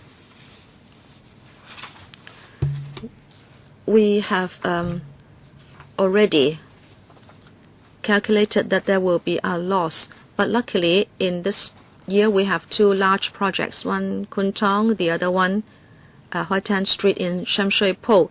If we can call tenders for these two projects, then looking at our cash flow, there will be cash coming back to buttress the operation of these projects. So it's difficult for us to project 5 years later. Now we know we have a financial problem, but we need to set our eyes at a wider horizon, and therefore every year we have to do a review. The important thing is for us to issue tenders for these two projects so we would have a better cash flow. My colleague will answer the second question. Graham Street. Later on, after redevelopment, there will be some low-rise structure which will feature century-old shops, and the high-rise buildings will be set back. We are thinking of inviting ancient local brands to operate shops. Also, in Prince Edward Road West, after conservation, we'll still have flower shops to tie in with the ambience of the flower market. And upstairs, there have been cultural enterprises, for example, pottery workshops, etc. We'd like to invite them to come back. So after revitalization or redevelopment, we preserve the flavor of that street. What about an entire street? Graham Street as a street. It's a very long street. We are only redeveloping one section of the street. Still, we like to preserve the ambience of the old street. As you know, we have the comic space. It is also an icon in Wan Chai. Both local people and tourists visit the comic space. Next one, Regina Ip and then Alan Leong. Chairman, I don't agree with the Secretary saying that the URA mode of operation does not need a review. In fact, it needs a review badly because this is a colonial legacy. It operates by the principle of a small government and a big market. It's like the railways. We use land premium in order to support the company and the service. The same goes for MTRCL. You allow for superstructure development so as to fill the funding gap. And that is why you have to build to make a profit. The developers also want to make a profit. In fact, some developers have complained that you put a high price to what you do, and therefore the developers are making a smaller profit. But even listed companies and even developers can sustain a loss. You don't always have a profit. It is not your matter to make a profit. Your job is to renew the urban areas so people have a better quality of life. Or as Ms. Chen Yunhan was saying, you need to conserve the entire area or entire district and should not only set your eyes on profit. I believe you should really make an in-depth review on your paradigm. Doesn't matter if you lose for a few years. The FS is so rich. He is trying to set up a future fund. Last night I met a number of retired senior AOs, and they are saying that the government is sitting on fat reserves and surpluses. Okay, my specific question is on improving your service. Some developers are telling us that the Urban Renewal Web Academy and also your hotline, etc., those are just cosmetic. Because actually, you do not have workers, you have no people working in the industry. And for you, I think you cannot even compete with the developers for workers. I'd like to ask you what the result is after you have launched the service improvement initiative in January and your consultancy services. Do people come and patronize the service? Who will answer those questions? Mr. Lawrence Tang. To answer Mrs. Ip's questions, basically under Operation Building Bright, we have launched a few projects, and the member also said that we have independent consultants to do valuation for owners. Information will be given to owners so they can decide whether it is good value for money. And we are also launching a new tendering arrangement. Under that arrangement, we have 24 buildings which are the subject of the invitation of contractors. And those who have shown interest actually represent a 300% increase, and a few tenders have been opened, and we can see that they are in line with the evaluation done by independent consultants. Our thinking is that without the participation of the sector, contractors can put in tenders independently, and we can see very beneficial results. What do you mean by without the participation of the sector, that contractors can tender independently? What do you mean? I don't understand. Can I explain, please? Members mentioned the problem of restricted tenders and also collusion. This is because in terms of repair of old buildings, in terms of consultancy services, property management, or the OC itself, there could be a conflict of roles or conflict of interests. So people have been asked to put in tenders in an unlawful manner. We asked the consultant now to oversee the arrangement, and now we have proved that many more contractors are willing to come forward to put in a bid. Okay. Alan Leong, and then Albert Chan. Alan Leong, Chairman, I think you remember that in 2011, in the review of the URS and its implementation afterwards, there was a background to it. At that time, people were crying foul of the URA, which has the trump card, and the URA is acting in a more dominating way than developers, and that it is not delivering its undertaking of a people-oriented approach. Therefore, we had the review of the URS. After that, targeting the issues, they wrote out certain schemes. Demand-led projects.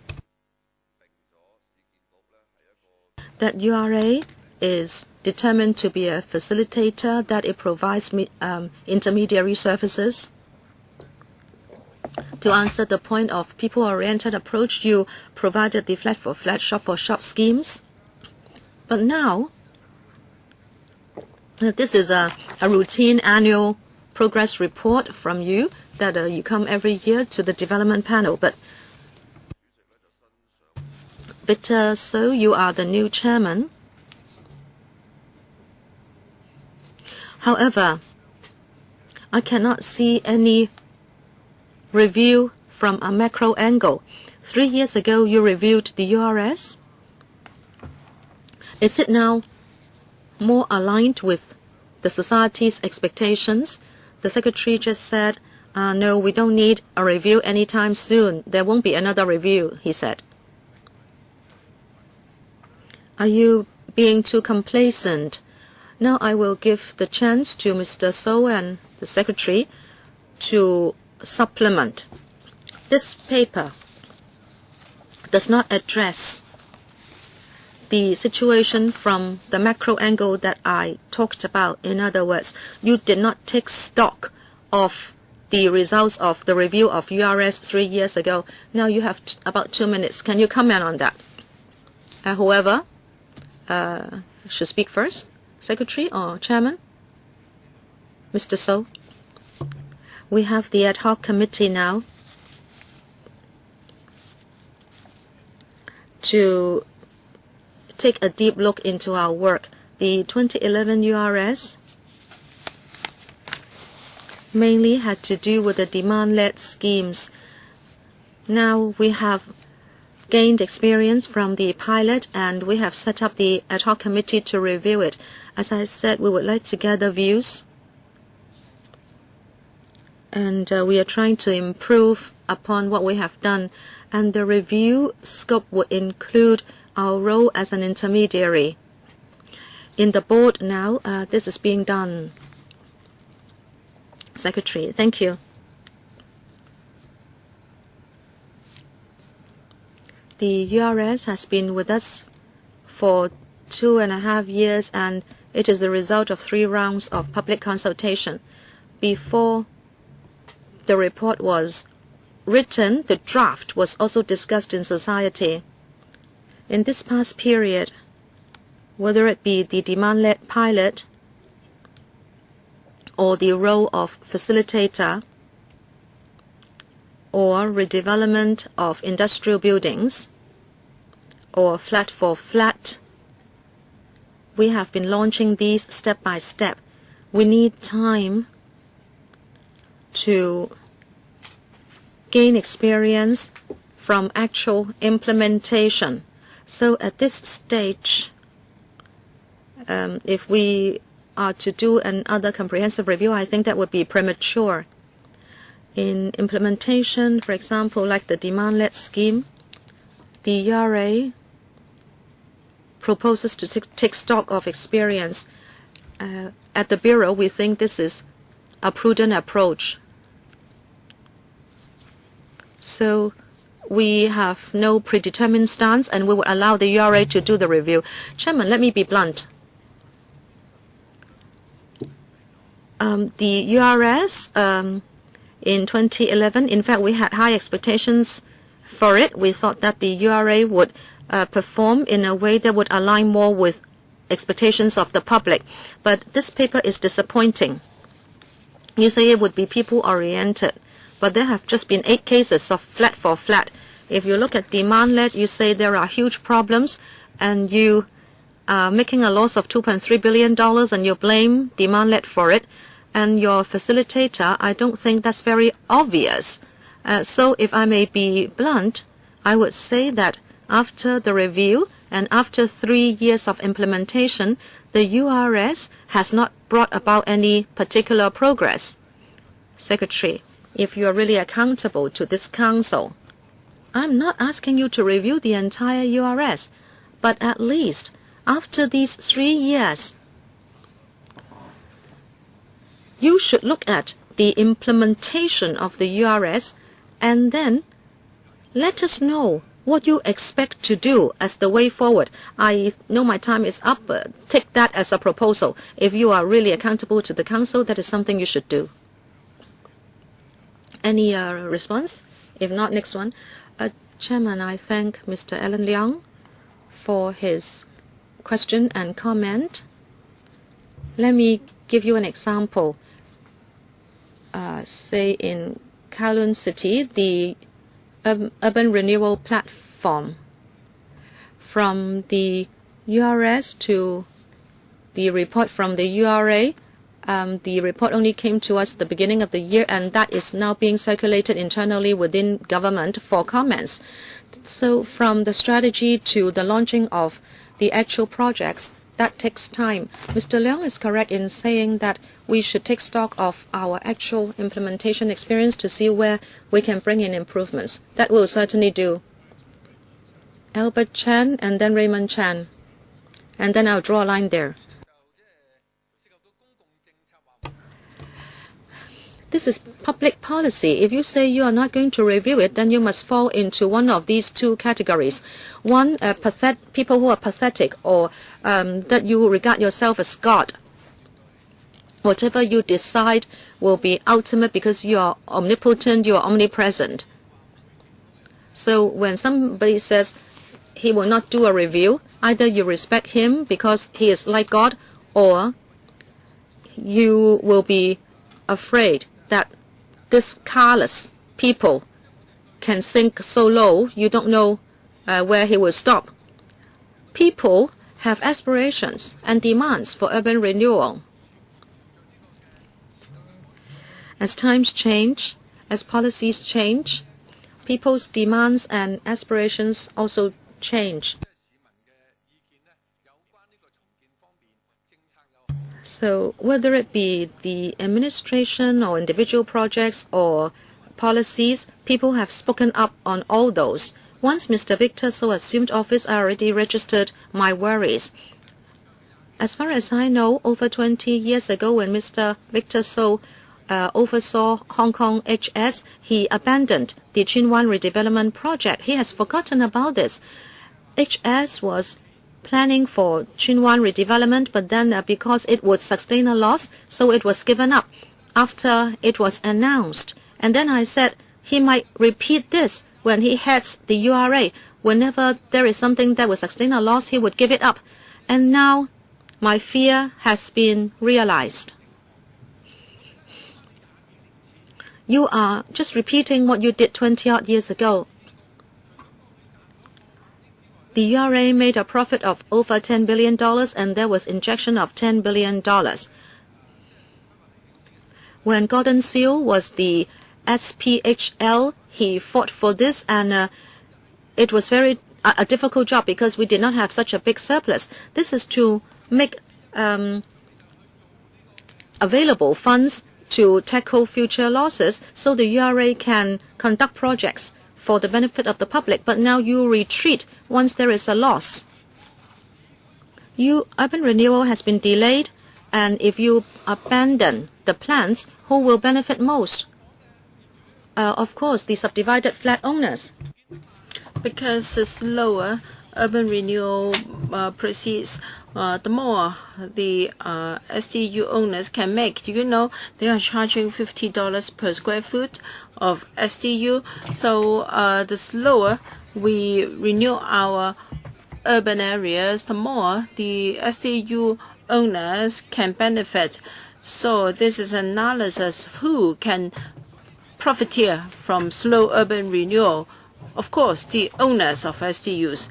Now, Mr. So, I have no expectation for you. I hope that staff of the URA can hold on to conventional or traditional values of urban renewal. Well, you must have passion and ideal if you work for urban renewal. Otherwise, well, if you adopt the attitude of Victor So when he was responsible for the housing society more than 2 decades ago, then urban renewal is doomed. You must have feelings for the poor. You must have compassion for the poor. You want to improve their quality of life. You want to preserve valuable historic monuments and keep the places with special significance in Hong Kong. Now, if you are rigid and you only go for money, well, this is not the right attitude for urban renewal, because urban renewal should let people come first, but you let money come first. You let money override everything. This is not the intention of the establishment of URA. This is not why the government injected $10 billion into URA. I have some time left for you, Mr. So, to respond. I think Mr. Albert He Chen will be rehearsing the same story next year, if I remember correctly, because the URA made a big loss from this. Well, back then it was the LDC, Land Development Corporation. Yes, the government asked the Hong Kong Society, Housing Society, whether we could take over.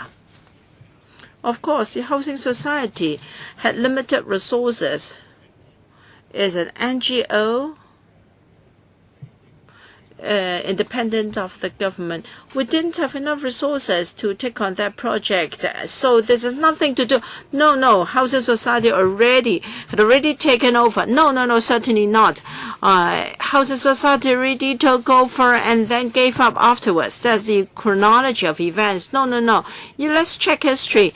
Yes, the project was already announced. All right, Mr. Chen, you keep rehearsing the same story every year. This is your original sin, the original sin of urban renewal. It was founded it was all your own making, Victor So, when you were in Housing Society. All right, Mr. Ray Chen, and I draw a line after that. Thank you. Can the URA review its principles or policies? We can talk about that later. Now, I'd like to ask about the comics base. So, comics home base. Well, in one of the PowerPoint slides, you had a comics home base as one of your achievements. This is strange. Now, you told us that you had 250,000 visitors in less than a year's time, and you won 2 awards by the Hong Kong Institute of Architects. Well, I actually find this a failure. I think the Create Hong Kong is responsible. All right, the URA has a deficit of $2.3 billion, and you spend $300 million on the comics home base. In the first year, it had a deficit. I don't know to what extent. The URA can tell us later. And we're told that the occupancy rate for the exhibition area is less than 50%. I read 4 comic books per week. I love comics. Now, it would take you less than 15 minutes to tour the comics home base. Will you visit again? How many of us know the comics home base? How many of us visited it? And are we going to visit again after you have done it once?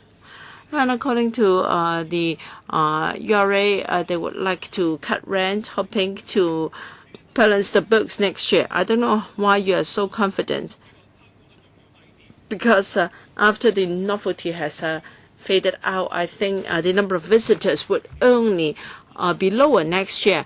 And you say that should there be a surplus, you will maintain the area. What if you do not have any surplus? Now, you cannot just leave this project to live or die after you have given birth to it. So you can see it is very difficult for URA to manage or operate such projects. I'll leave you some time to answer. Ms. Tam. Yes, the comics home base is a conservation project using comics as a theme for revitalization.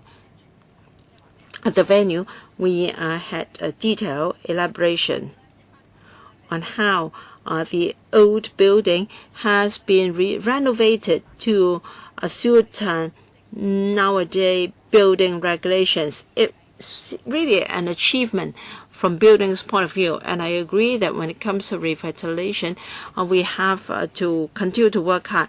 Last year, there were over 200,000 visitors. Of course, there is no guarantee we will have the same number of visitors this year. Now, it is not a very big place. We have already shops rented out permanently, and we have exhibition areas. We want more people to make use of the place. When it comes to the balancing the books, we talk about the operation. We can certainly not recover the maintenance and acquisition costs, but we really believe that it is a successful project. Otherwise, we won't have one prize from the architects. Thank you. All right, next. All right. So everyone has spoken in the first round. Second round, 3 minutes each, because we have 3 items for this meeting. I hope we can at least cover 2. Dr. Kwok-wai, 3 minutes, please. The administration has not responded to a very critical issue. URA could not generate profits, and the $10 billion of injection from the government is history, and many of its projects, including rehabilitation, revitalization, and preservation, cannot be profitable. And for redevelopment, you've talked about the major problems. First, URA is heavily criticized for having become a developer, and you're still thinking about the possibility of having cooperatives. Well, we have 3,300 old buildings, and every year with 500 more buildings added to the list. So what is the plan of the government? For this additional 500 blocks per year, do you have a time frame for them to be completed, and what will be the financial resources? It is impossible for the URA to give you the budget. What about the administration? Has it got any idea? Do you want URA to continue to be a developer and criticized by the public? Before, my colleague talked about the hundreds of old buildings adding to the list per year. I have to say that under the financial agreement with the URA, when carrying out urban renewal projects, the authority should continue to be financially sufficient. We do not have any targets or indicators for the URA as regards the profits to be made per year. And as I said, urban renewal requires public money, and it is a very worthwhile cause, and we will give the URA every support. Talk about old buildings, the government has always adopted a multi-pronged approach. Most buildings in Hong Kong are concrete or made of cement, and the life span is about 50 to 60 years. Of course, the final in the final analysis, redevelopment is needed to create a facelift. However, under the multi-pronged approach, before a building is to be redeveloped, we encourage owners to maintain and repair their buildings properly. We have introduced the mandatory building inspection scheme as well as the mandatory window inspection scheme. And the URA, the BD, and the Hong Kong HS have got various financial assistance schemes to help owners to maintain their buildings properly. We have done a lot and put in a lot of resources to help owners to maintain their own buildings. All right, you have a deadlock of 3,300. URA has only dealt with 1,000 of them. What about the remaining 2,000 odd? Well, we have to do it gradually. For instance, the mandatory building inspection scheme and window inspection schemes, well, we will tackle all buildings over 30 years old. Of course, we have to do it bit by bit. And it's not that when a building reaches a certain age, it is bound to be dilapidated. A building with good maintenance and repair can be in excellent shape, even if it is 50 years old. Mr. James still not in the room. All right, Dr. N. Jiang. Thank you, Chairman.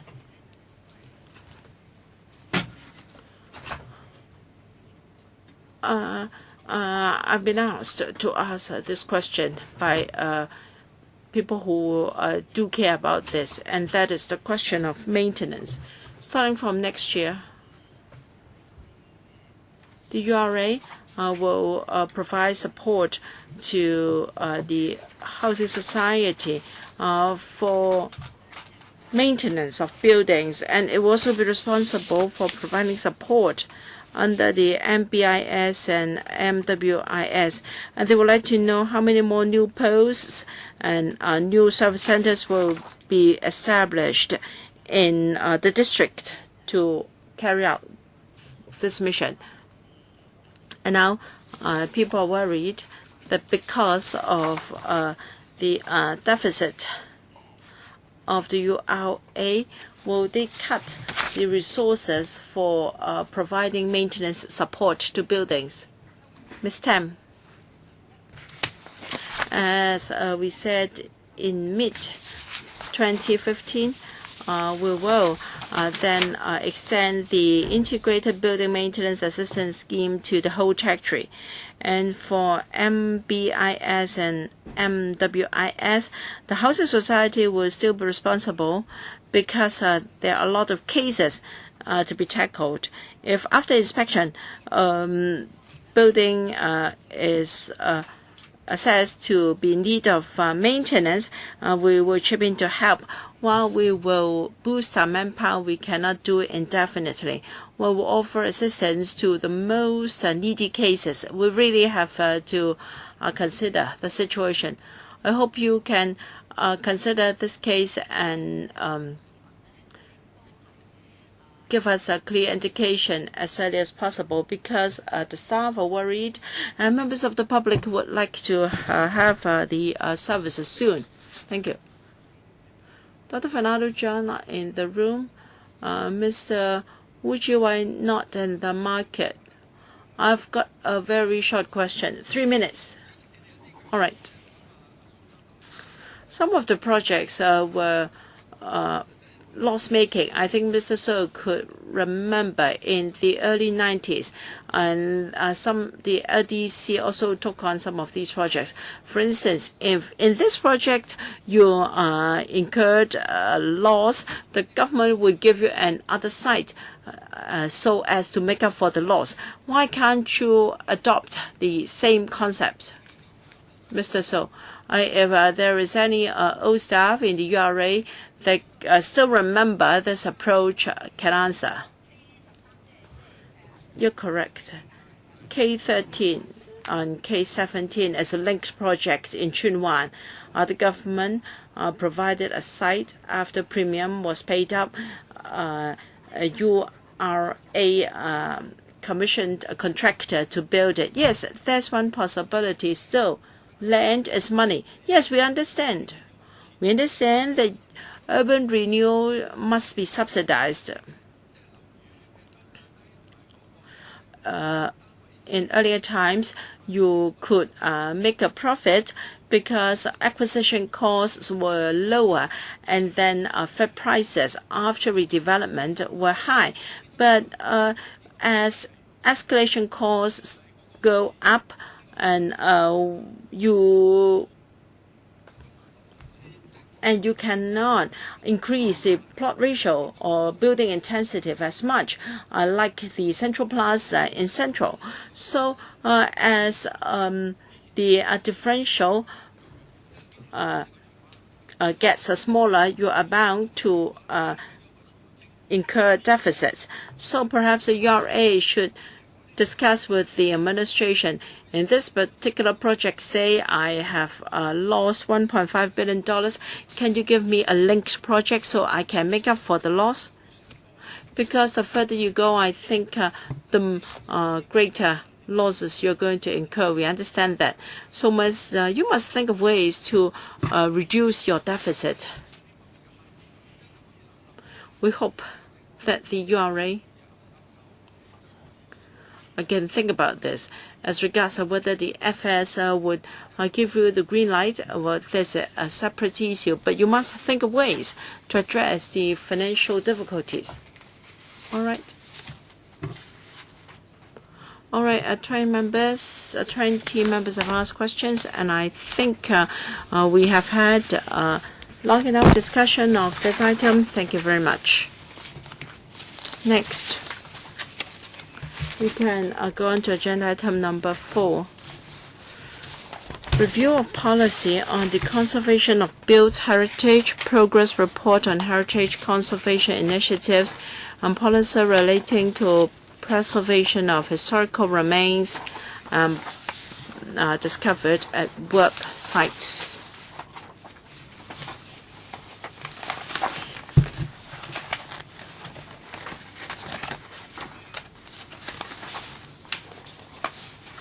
Well, let us welcome the officials attending this meeting. The list has been tabled, and I will spare you the formal instruction. And I'll invite the administration to give us a brief presentation using a PowerPoint. Thank you. Before I give the floor to my colleagues, I'd like to say a few points. Since 2009, we have been giving regular reports to the development panel on the work of our conservation. This year, I'd like to report to you the the progress of review of policy on the conservation built heritage. I'd like to give you a progress report on heritage, conservation initiatives, and a policy relating to preservation of historical remains discovered at the work site of the Kwok-wai station of the Shatin to Central Link. We have announced 4 historic buildings. We have introduced the phase 4 of the conservation grading historical buildings, and we've also beautified May Hall House. We've completed a beautification of Kwok, and we have also completed several museums, and in the past year we've also organized publicity and education activities. In last February, we invited the AAB to assist us. The chairman of AAB and members of the board have spent a lot of time and energy to assist us to prepare the consultation document on conservation of built heritage. On the 4th of this month, the public consultation document was published. The consultation will go on for 2 months, and there will be a series of activities.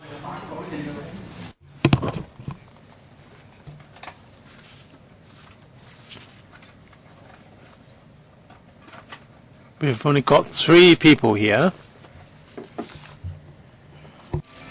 咪就係多你叫佢講嘢啦。投票就嚟，開會就嚟，幾難睇？成個議堂得3個人，浪費啲。There are only 3 of us here.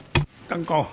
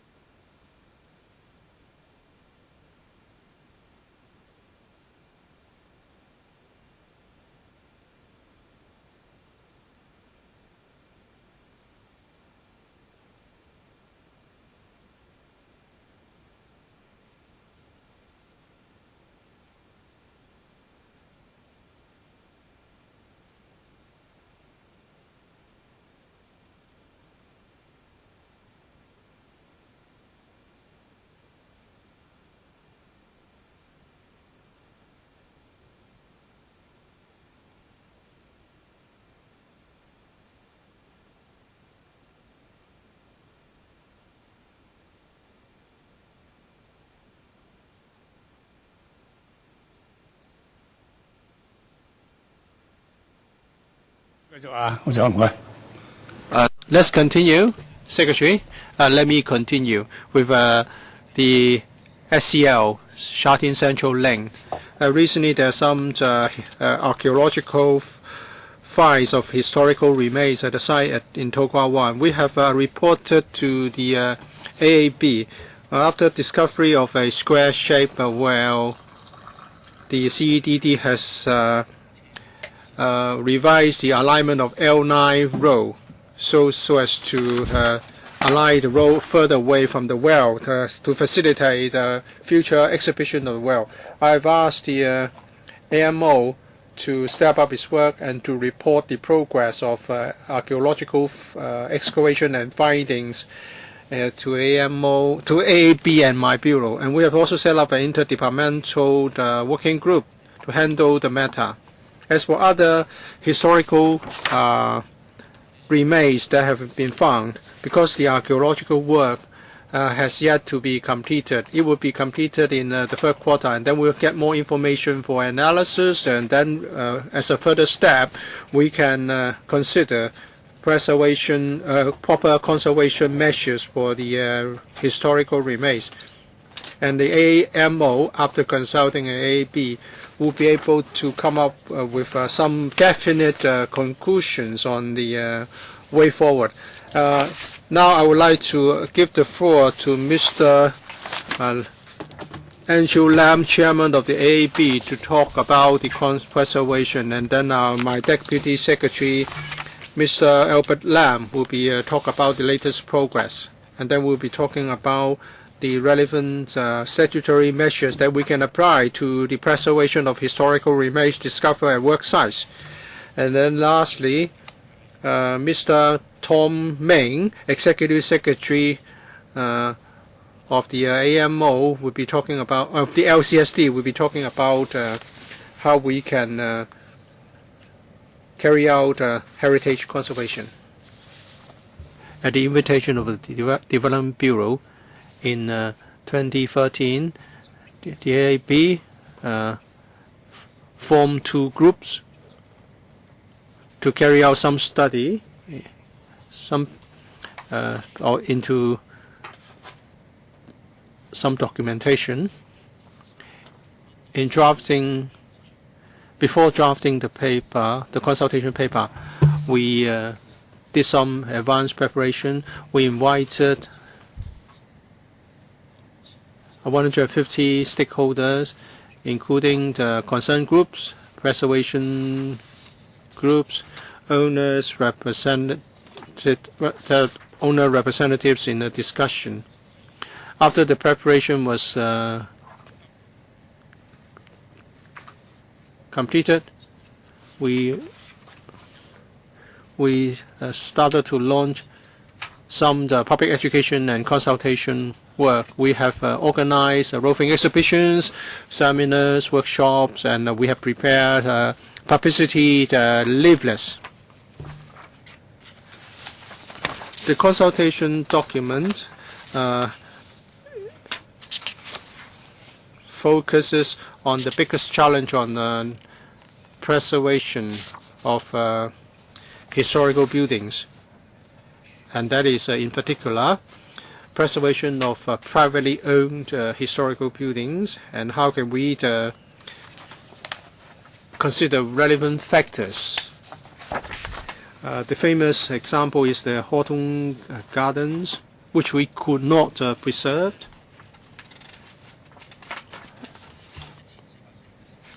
(1,444) buildings were graded, pre-war buildings were graded, and there are 100 or so which have yet to be graded. The reason, the main reason, is that we do not have the support of the owners in question. These are highly valuable historical buildings. If we are to declare them monuments, we are going to face the same challenges as we had in the past. That's the focus of this exercise.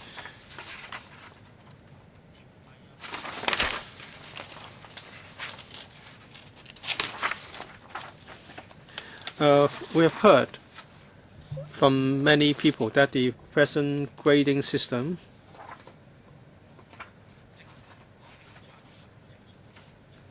is an administrative system. It has no statutory basis.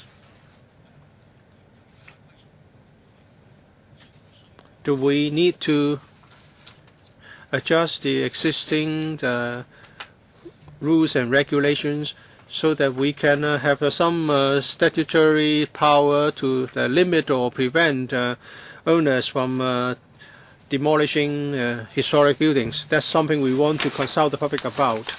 And also on the question of spending public money, we want to ascertain people's views, because very often people would ask whether we should just buy private buildings with public money, whether we should resume land, because whether we buy the building or we resume land is it involves this public money. And also, should we just target individual buildings, or should we cover a bigger area? And should our purview be extended? And should we be making use of the relevant town planning legislation to preserve the special characteristics of a bigger area than individual buildings? And then lastly, people in the relevant industry may think that the buildings, we don't have a quorum. Please ask our colleagues to come back. I ask for a quorum call. 2鐘啦。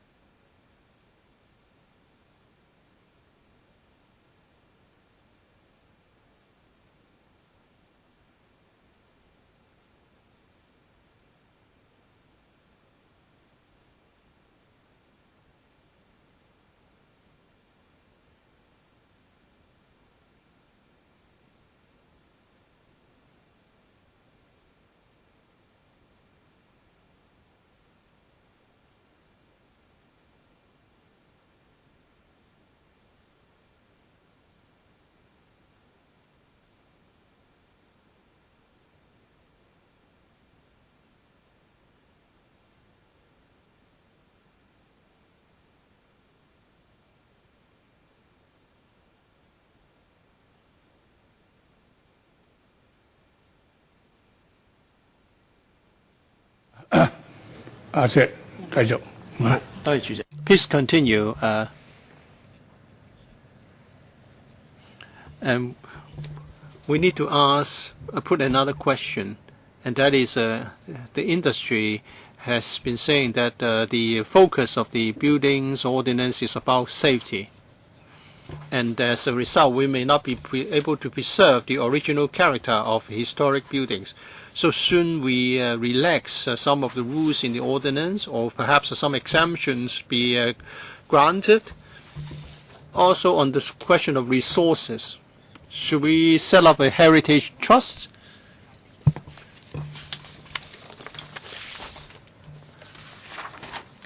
And it's not that we don't have any heritage trust, but the question is the role and functions of such heritage trust.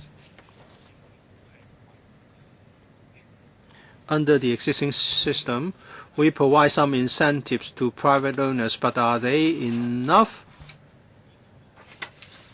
to get private owners on board for the protection of historic buildings? Land use can be an incentive. Of course, money can be another incentive. Also, for buildings that have been graded, we are already giving some assistance to owners who would like to participate in the project. At present, is the amount enough? Should we have a bigger scope of coverage, including advanced works? And also, whether the amount given should be different for buildings of different grades. We'd like to have the public's comments on this as well. The last 2 points, public participation. Public education is an important segment. We are doing a lot already, but is it that we can do public education and publicity and consultation in many more different ways so that we can promote historical heritage preservation? The last point to consult the public on is that existing assistance schemes would require owners to commit to opening up their buildings. Now, if that's the case, there may be a conflict in terms of the use of the building concerned. It can form a barrier for such projects to be accomplished. So would there be another way for the public to also appreciate the historic buildings, which are also acceptable? This is in the consultation paper as well. We'd like to know the public's views on these. The last question is an open question. In other words, we welcome any other views. That's what the consultation paper is about. And in fact, outside the consultation paper, we have different focus groups and public forums. And we also conduct themed opinion surveys. Thank you. 2 more officials are going to speak, is that right? Please be brief. Yes, Chairman. I will be speaking on the progress report on heritage conservation initiatives. In terms of declaration of monuments, at the end of last year, we announced that Bethany, the Cenotaph, Tat Tak Communal Hall, and Fat Tat Tong are monuments. And on the 4th of June, at the meeting of the AAB, we declared Hao Wang Temple in Kowloon City, Hong Shing Temple in Ap Lei Chau, and Lin Fa Temple in Tai Hang as monuments. We say that we intend to declare them as monuments, and the process was kick-started. In terms of grading of buildings, the AAB has already finalized the grading of 1292 buildings, including 168 Grade 1, 344 Grade 2, 475 Grade 3. The grading work continues. revitalization scheme, we have already rolled out 4 batches. In batch 1, all 6 items are now in service. Batch 2, there are 3 projects. The revitalization work has started for all 3. Batch 3, 3 projects as well. They were approved in February last year. Now we are doing advanced works, and it is expected that next year we are going to start the revitalization work. 4 projects in batch 4. We have completed the application process. We have received 26 applications. Number 12, School Street 7. Old Dairy Farm Senior Staff Quarters 3. Lady Houghton Welfare Center 5. King Yin Lei 11. The assessment work has just started. We hope that by the first quarter of next year we can complete the assessment work. On conservation of privately owned historic buildings, in the last year, we talked to the owners of 3 buildings about options to revitalize and conserve those buildings. The first one, Jazzville. In March last year, we decided that we would partially uplift the Pokfulam moratorium so that the preservation cum development proposal could be facilitated. Number 2, 8 Pollock's Path is a Grade 2 building. In September last year, the Town Planning Board subcommittee allowed the plot ratio to be relaxed from 0.5 to 0.548 so that part of the facade could be preserved. Number 3, Cheung Chau Theatre, a Grade 3 historic building. In December last year, the TPB subcommittee again allowed a relaxation of the plot ratio from 0.4 to 0.472 and also the site coverage so that it can be preserved. On the financial assistance for maintenance scheme, the details are in Annex C. All in all, we have already approved 39 applications involving a total grant of $35.4 million. 13 new applications are still being processed. As for heritage impact assessment, the AMO has asked that 42 new infrastructural projects should be subject to full HIA.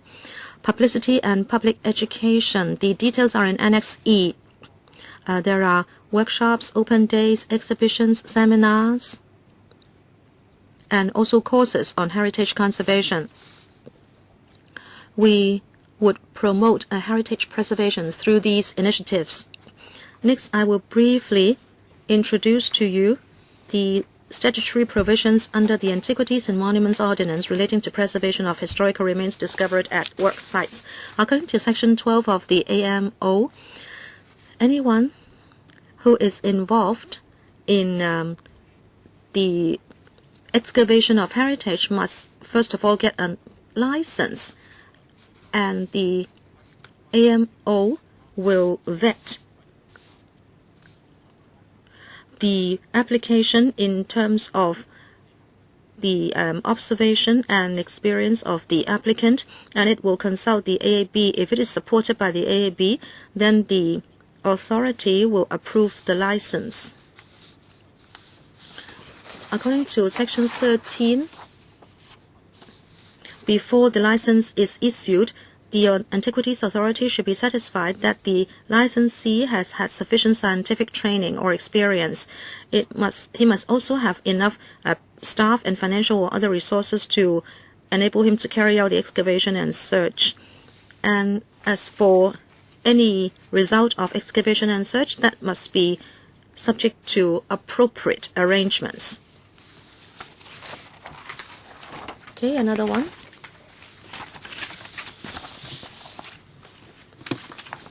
Thank you, Chairman. In the map, the area in purple is what is proposed for the heritage discovery before SCL could start. In fact, we looked at old maps, old photos, and also present geography and topography. And what is most important is that we also took note of the results of site visits and site investigation. If you look at the bottom left-hand corner of the purple part, there is a black circle. That is where the Sacred Hill is. Sacred Hill is no longer here, but it used to be here. After World War II, when the airport was expanded, it was leveled. But when we did site investigation to the northeast of Sacred Hill, that is at the purple area, we could find some heritage sites. And to the southwest of Sacred Hill, we could not find any heritage sites. So the HIA proposes that to the north of Sacred Hill, where it is marked purple, we should do HIA.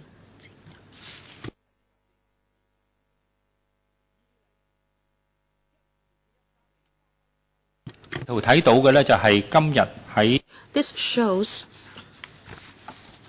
at the Kwok-wai station of SCL, where the three licenses are. The first one covers the area in yellow. This is where the HIA should be conducted. It will take a year. And near the latter period, in the area circled red, where there is the shaft, we found some coins, copper coins. And we found that the heritage site should be expanded outwards. And the AMO has asked the MTRCL to expand the heritage area. This is in red. And then, especially in T1, we also found some heritage discoveries. So again, we said that we should expand the area, and that would be what is bound by the green line. And this one will cover the entire works site of the MTRCL. In fact, the heritage license covers an area bigger than the MTR work site, so that we can take care of unexpected discoveries. This is the actual heritage area. There are a few parts. The area in red is the first stage, and it has been completed. And to the left, red and T1 in it, this is stage 2. Apart from T1, the rectangular red shape means that heritage work has been completed, and the part in green belongs to heritage license number 3, and work is being undertaken. Now I will talk about the heritage work of the 3 stages and the main finds. The stage 1, the red part on the right, as I said, the most important discovery is what you see in this picture, and that is the Song Yuen Dynasty or era square-shaped well. This was started in November 2012 until December 2013. It took more than a year. In the process, we reported 4 times to the AAB, and we also arranged for site visits for the AAB. In many meetings of the AAB, the discoveries and finds were discussed. This picture shows the other finds apart from the square-shaped well.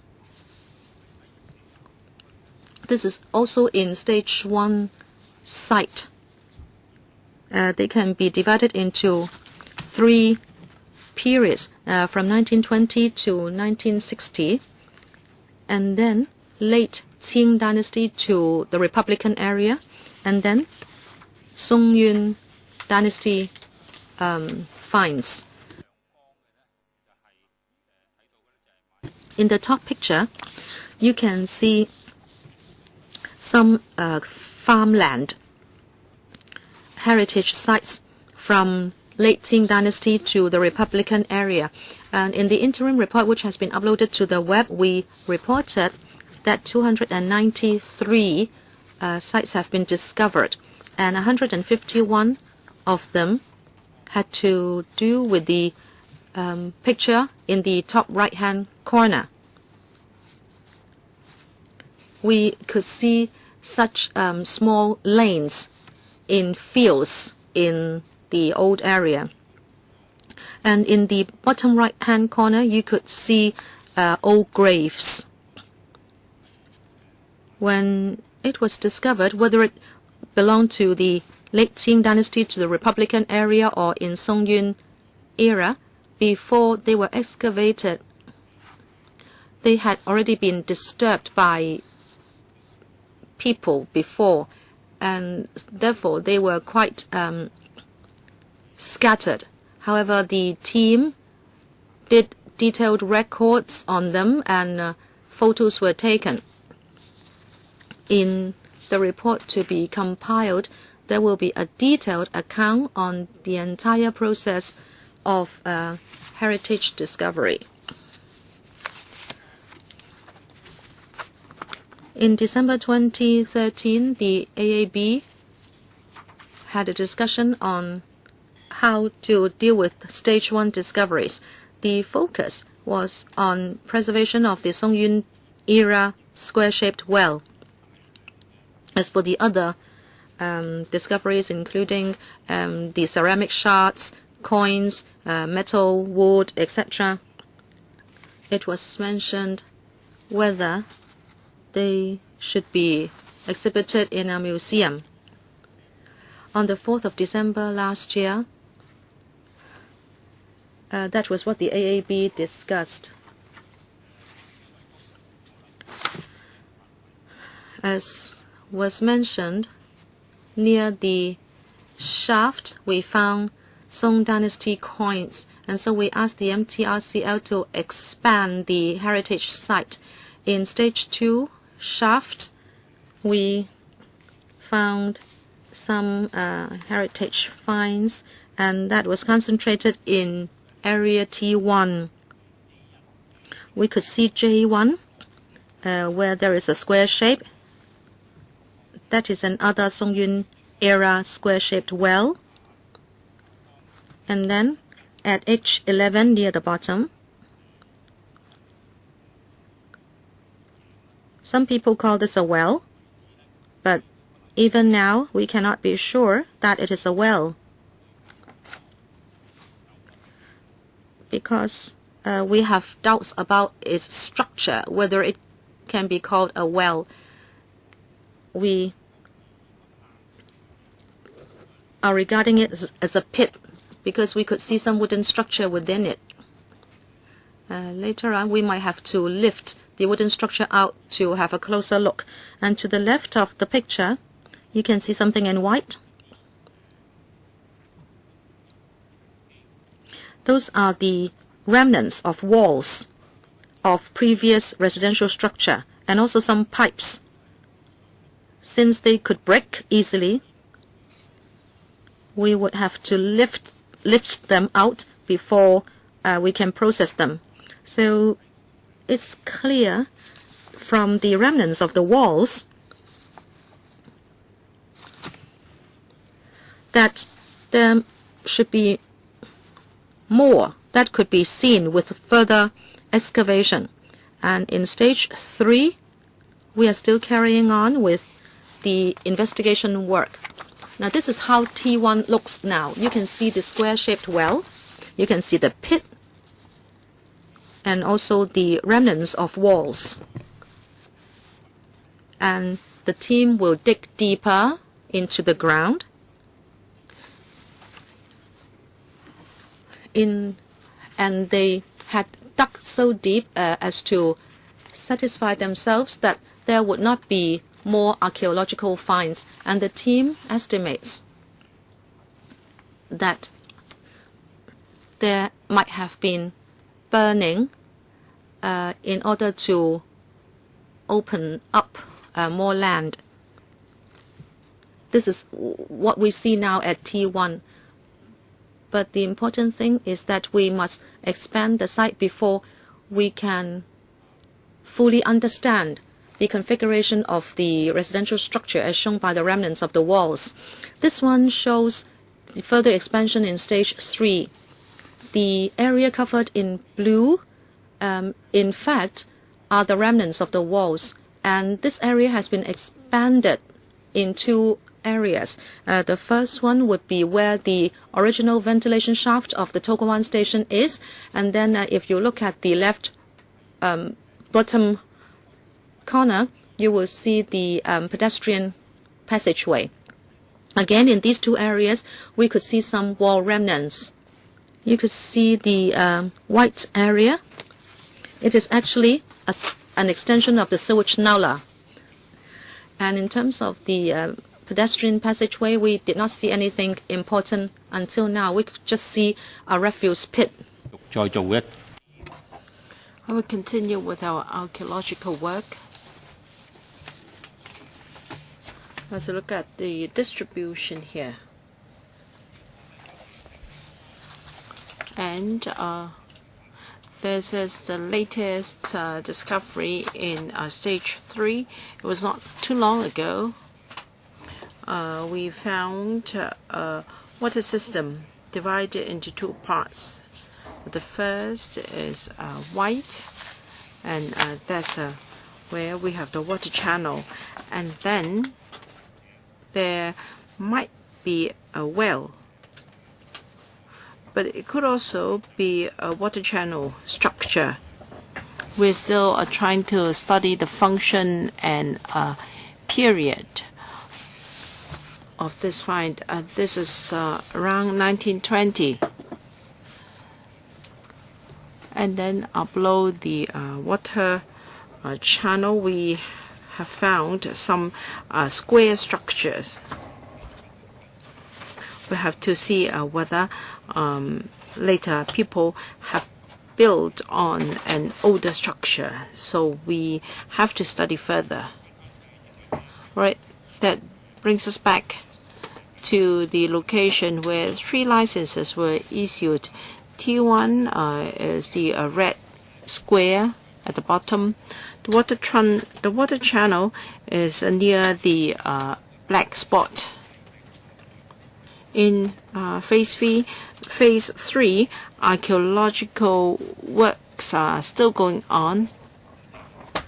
As in the past, where there are actual needs, we will invite scholars and experts of the relevant period to give us advice. For instance, we've have invited experts from Hong Kong U when we to conduct a site visit when we found the Song Yuen dynasty finds, and then we also invited experts from CU to look at the finds there. In stage 1, we have found ceramic sheds. We have invited ceramic experts from CU Hong Kong, and also some ceramic experts that have moved overseas to come back and advise us on the origin of the fragments. So archaeological works are going on in full steam. We expect that in around the third quarter of this year we can complete the archaeological work, and then I hope we can then have a better idea about the distribution of the archaeological finds and have a better idea of the cultural value of the finds. Thank you. Thank you very much for your briefing. Q&A? Each member will have 4 minutes. including answers. First, I'll read out the names. I've got here Gary, Fan, Alice, Mac, James Toe, Claudia Mo, and Jiang. I should be the first. Okay, all right. Helena Wong, Wu Chiu-wai, Yu Siwing. All right, here we go. All right. Miss Claudia Mo. Miss Claudia Mo. Thank you, Chairman. We visited the Shatin Central Link and also at the site there. I think the impression is okay. All right. Yesterday we have got an excellent brief from the Secretariat. Now we want you to first define it as a tentative archaeological site, and then you should conduct further archaeological works and to invite experts to advise you on the value. And according to the news report today, you're going to use hydraulic structures for your works, and some experts say that this may damage the historical remains. So, can the administration promise that To Kwok-wai Station would be built anyway, but you will wait until all the archaeological finds have been properly handled? You ask residents, To Kwok-wai, 9 out of 10 will tell you that they're willing to wait a little bit longer for you to tackle the archaeological discoveries first. Well, a declaration of a tentative monument. Well, usually, if a historical building is on a site threatened by a possible development, we'll then declare it a provisional monument. There will be 12 months to discuss with the owner. Now, for this site, as we all know, this is not a problem. We have already said that within the archaeological area, there won't be any construction works. After the archaeological discoveries are properly dealt with, then the site will be handed back to the corporation for construction works. So, all right, number one. Number two, to enhance the transparency of the archaeological work, to let the public be kept abreast of the progress. Yes, we fully understand this. Since April, there were archaeological discoveries, and then the THB and the DB do agree that this is an important discovery. And we've set a working group, and I have directed AMO to report to the Bureau as well as the AAB on a regular basis. The interim report of the archaeological work is already uploaded, and meetings of the AAB are open. And reports and information fed to the AAB are also available to the public. We are happy to involve the public or to let to keep the community abreast of what we are doing. As explained, Chairman, I'm afraid there won't be enough time for me. I have to leave because I'm not a member of this bureau. I'd like to ask whether To Kwok-wai will still be built. To Kwok-wai Station of the Shatin Central Link will certainly exist. Can I ask a colleague from Highways Department to answer very briefly? Thank you, Chairman. The archaeological work at To Kwok-wai Station is still in progress. As AMO explained, the work will only be completed in the third quarter of this year. The work has indeed affected to a certain extent the progress of Kwok-wai station. As regards the extent, we have to wait until the archaeological work is completed in Q3 when we have a better idea how the discoveries will be tackled before we can say whether we have to revise the design of the station. So we have to wait until the archaeological work is completed in Q3 before we can have a more accurate idea.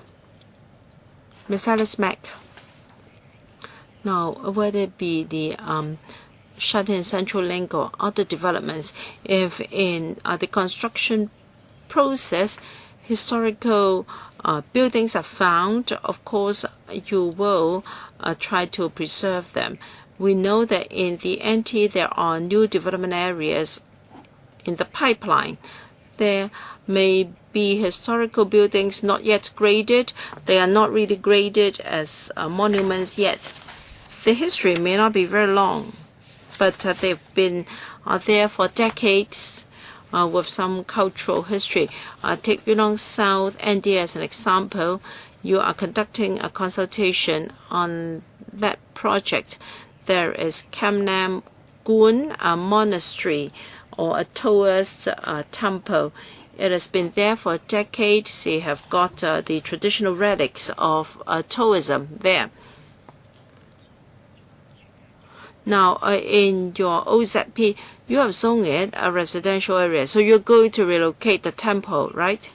I am worried that for historical buildings already graded, you will preserve them. But for buildings that have cultural value but not old enough, what will you do about them? Are you going to remove them and have them re-provisioned in situ? 就住金蘭館，我先睇下阿明生有冇咩。For Kamnan temple, let's see whether there is any supplement from the AMO. Now we have got grade 1, grade 2, and grade 3 monuments or historic buildings. We've provided a list of these buildings to relevant departments, including the Planning Department, Buildings Department, and Lands Department.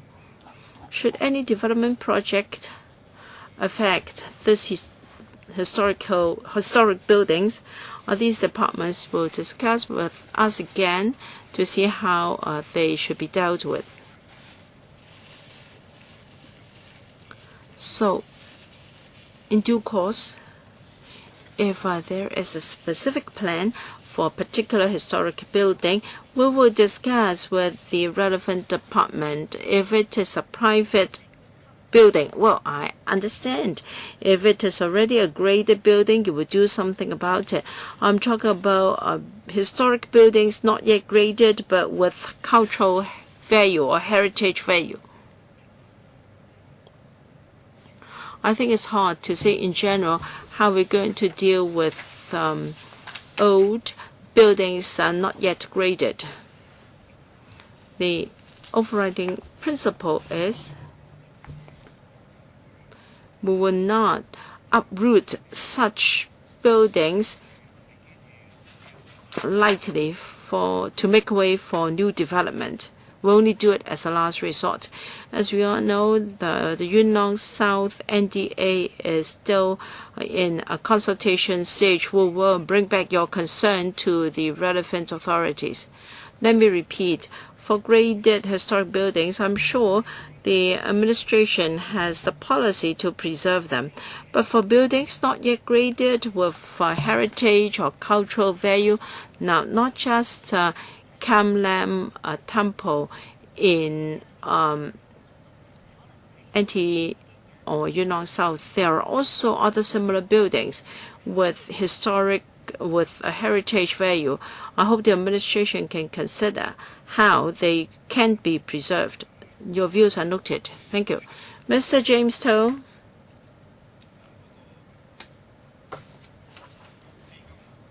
But I'd like to talk about the Conservation Fund. Or Heritage Fund. I'm a bit disappointed. A few years ago, Mrs. Carrie Lam talked about it. And then a few years down the road, a paper published to reopen the consultation. I find it strange. Usually, the government will have a preferred option for implementation. I think it's strange that the administration has been marking time in the past few years and then start a new consultation, assuming that the administration has accumulated 2 years of experience. Is it true that the government still has no inclination and would just like to consult the public once again? I find this disappointing. Thank you, Mr. James Toh, for your question. The former Secretary for Development, Mrs. Carrie Lam, commissioned a consultancy. The report has been uploaded to our website. And then, when we carried out the review, we believe that the Heritage Trust was an important idea. However, even with the consultancy report, we still feel that there is room for further consideration, and therefore we have not added. Therefore, we have added the Heritage Trust as a major issue to be covered in the current consultation. Well, last year we were invited by the Development Bureau to carry out a review of our policy of conservation of built heritage. And the consultancy report was published around the same time.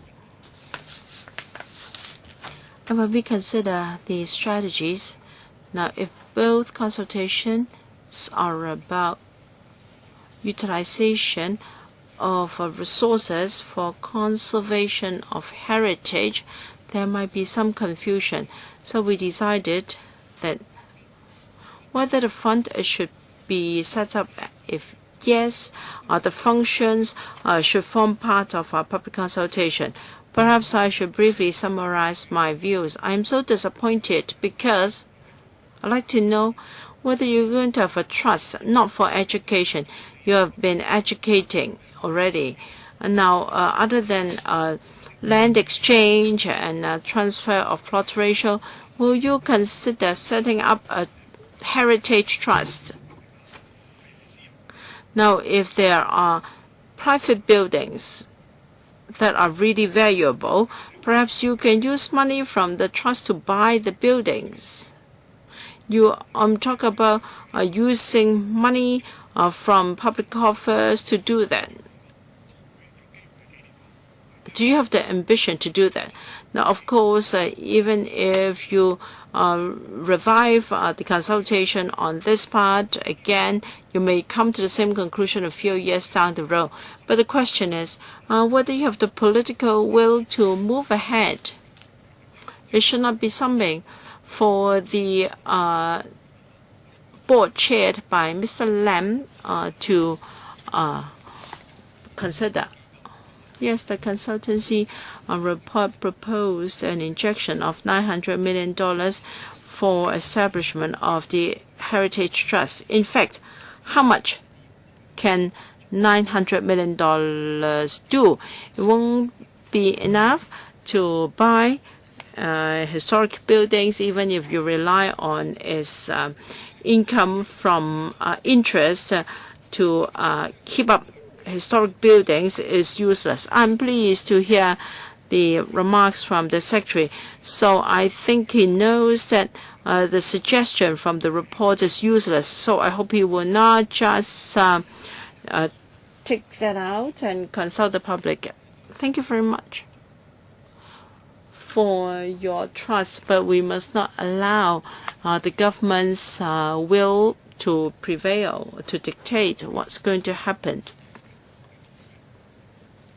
So we'd like to ask the community, how much are they willing to spend for conservation of heritage? This is important because different people have different values.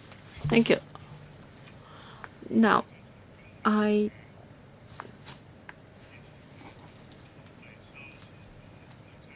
well, we still have item 3, Lian Tang, Xianglian Wei. I don't think we'll have time for that. Do members agree that we defer this item to the meeting scheduled for the 16th of July? Okay? Yes, okay. Next, Mr. Gary Fan. Thank you. I have waited for a long time. I thought this would start at 4-ish. All right, in February 2014, the EPD granted a license for the MTLCL to carry out an archaeological assessment or heritage impact assessment of some locations of the railway. And then outside the Phase 1 area, historic remains were found. What kind of insight can you gain from this incident? And should the EPD be asked to pay any, to shoulder any responsibility due to this mistake? Mr. Ming, I'll ask Mr. Ming to reply. Any estimate before the archaeological excavation are conducted? You do this based on available information. In the EIA permit, the proposed archaeological study area was decided based on old photos, current topography, and also the on-site investigation work. At that time, the investigation work indicated that to the northeast of the Sacred Hill, through the pits, investigation pits, some remains were found, but not in the pits south to the Sacred Hill. And the northwest to Sacred Hill used to be a river area. So based on the information available at the time, it was suggested that something be done, some archaeological excavation be done to the northeast of Sacred Hill before work started. And then after work started, in the suggested area there were archaeological remains found. That is in the northeast. As the project progressed and in other areas near Xihang, within the MTL site, there were 500 or so Song Dynasty coins found. So we wondered whether they were just scattered there or there were other archaeological layers then. And then there were 2 trial investigation pits done, but no cultural relics were found, apart from the 500 Song coins. So we proposed the extension of the archaeological excavations. The term used was archaeological monitoring. This is because when the project is ongoing, if some relics are found, then the work will have to be suspended before we decide what to do with them. Today, of course, in the second stage, in T1 location T1, some historical sites were found. And then in the third area, as you can see from this plan near T1, we believe there is another relic site which will extend to certain locations. And we're talking about one particular area in the whole area. We have been able to find a ditch site.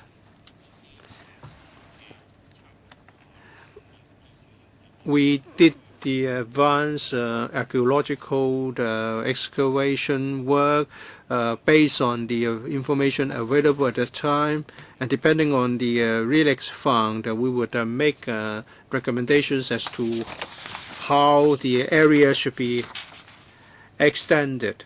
Do I need to queue up again for my other questions? Ms. N. Jiang. In paragraph 5, mention is made of the internal monitoring mechanism within the government for the monuments and cultural relics.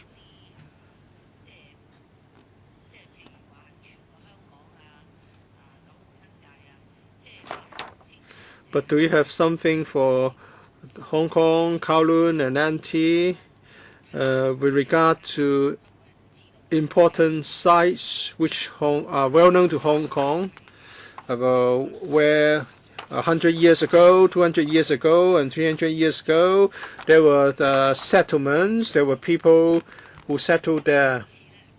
I don't know whether you have anything like that. This time, while SCL was progressing in earnest, and suddenly you discovered relics dating back to the Song and Yuen dynasties.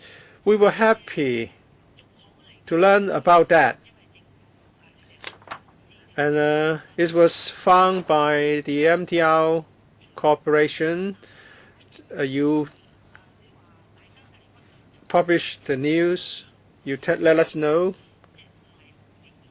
From what we saw, they were not obvious relics. For example, there was an old well. Construction workers doing the piling might have shattered the well unintentionally, and it will be gone forever. In paragraph 5, note 2, it said that there are certain works related to anti-exempted houses which are exempted from certain provisions of the Buildings Ordinance. So how can you properly monitor historic buildings and relics? Does the government have a plan, a list on relevant historical sites all over Hong Kong? I'll ask Mr. Ming to respond. What the monitoring mechanism is about sites. Some are graded buildings, including monuments. The others are known archaeological sites. Graded buildings. There are more than 1,000 graded buildings. Through the effort of the AAB, the list has been circulated to government departments. But of course, you may find that there are still inadequacies. That's another matter. As for archaeological sites of archaeological interest, there are 208. In the 80s, in the 90s, there were 2 rounds of territory-wide survey. Archaeologists conducted on-site inspection and investigation. The information gained allowed us to come up with a list of 208 sites. We have uploaded the information to our website, and in respect of each site, there is a file. In the AMO library, and we have visitors coming to check on what was done in the past and what relics and findings were discovered. We cannot claim that the information can give us all the information. about the sites in question, because there were surveys, and based on the information gained, we were able to make certain inferences from what we have known. If we are aware of certain development projects or public works projects in this relevant site, we would ask for archaeological excavation or investigation to be done. But that's on the basis of the information we have got, and the scope will be decided in this way. But from time to time, we need to revise the scope. We may need to extend the scope, sometimes or reduce the scope as we go along, because if the investigations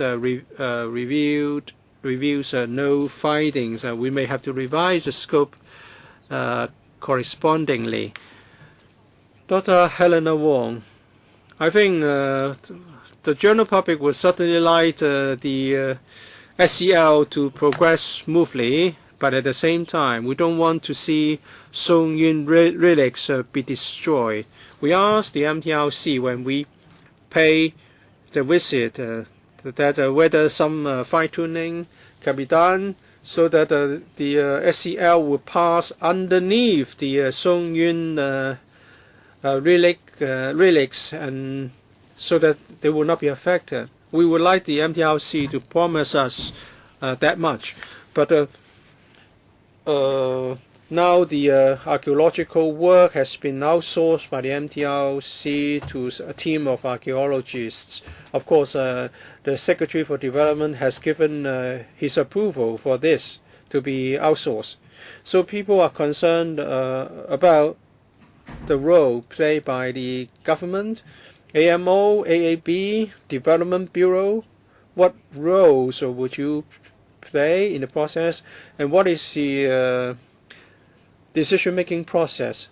Well, the firm, the archaeological team was hired by the MTRC. Well, maybe if there's pressure brought to bear on the MTRC to speed up SEL, then what would happen? And at the end of the day, who would decide whether certain relics, the wells, the ditch should be preserved? What is the decision-making process involved in deciding which relics should be preserved? Mr. Ming? Chairman, maybe I can briefly say a few words, and I'll ask my colleagues to supplement, Mr. Ming and Mr. Lam. Yes, the professional work has been outsourced by the MTRC, but monitoring the work and the scope of work is the duty of the AMO. Apart from monitoring the work, and if there are findings, staff of the AMO would pay a visit to the site, and whatever is found, AMO would ensure the preservation. A report would be submitted to the AAB. If there are major finds, apart from a written report, chairman and members of AAB were invited to pay a site visit, and there a report will be given to the Development Bureau with an interdepartmental working group involving the Development Bureau and the Transport and Housing Bureau. We want to preserve the relics, and at the same time we want to minimize the impact to the SEL project. And if something is found, a report will be made to the two secretaries, two directors of bureau. The archaeological work is still progressing. We believe that this will be completed by the third quarter this year. Once that's done, the AMO staff will, based on what have been found, and together with experts, do a final check on what should be done, and then the AAB will be consulted first before the final way forward will be decided.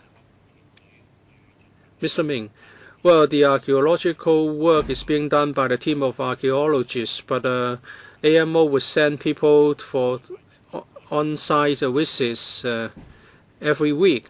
Whenever they find something, we would discuss with them on to identify the historic remains that have been found, and we will inform the AAB immediately. For example, a few days after the ditch was found, we informed the AAB. Of course, it would still take more time to handle the remains. We need to get experts to date the remains. And as we have said, we invite experts from various fields, from related fields, to help us. Well, the MTRC has commissioned these experts. It's just like a listed corporation has commissioned an audit, and then there will be accountability towards the shareholders. It's just like that. We'll continue to monitor the work. AMO staff will monitor the work on the site.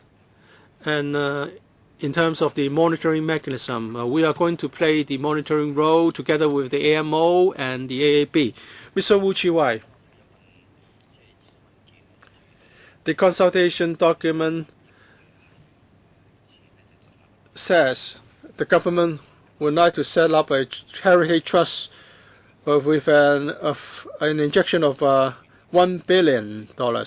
There are other issues of principle that we need to consider. For example, whether the government should spend public money to acquire private historic buildings or heritage buildings. We haven't discussed the policy, and then you are asking us to tell you how to use the heritage trust fund, which would be getting an endowment of $1 billion. Well, AMO is helping people with maintenance of heritage sites. If at the end of the consultation it's decided that we should spend public money to acquire the historical sites, or we should go for land exchange, or there should be legislation to regulate all these. That's a separate subject. So, Secretary, please don't just inject the $1 billion into the Heritage Trust. And there's no need to duplicate efforts. Why don't you give the money to the AAB or the AMO to deal with public education of conservation of heritage? That way, the money can be saved in administration. We know that a monument is subject to many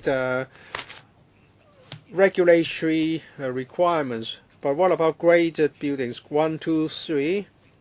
Is there a mechanism to upgrade graded buildings into monuments? From what we've seen in the past, well, many a time you cannot do much about graded buildings. Of course, this would have to do with whether we have a government policy that for graded buildings we should upgrade some of those to monuments. So what is the government's thinking about such policies? We've been told from the presentation that you have worked out some arrangement with the AMO in consultation with the AAB. Can we upgrade these relics to monuments so that when the ownership change hands, we will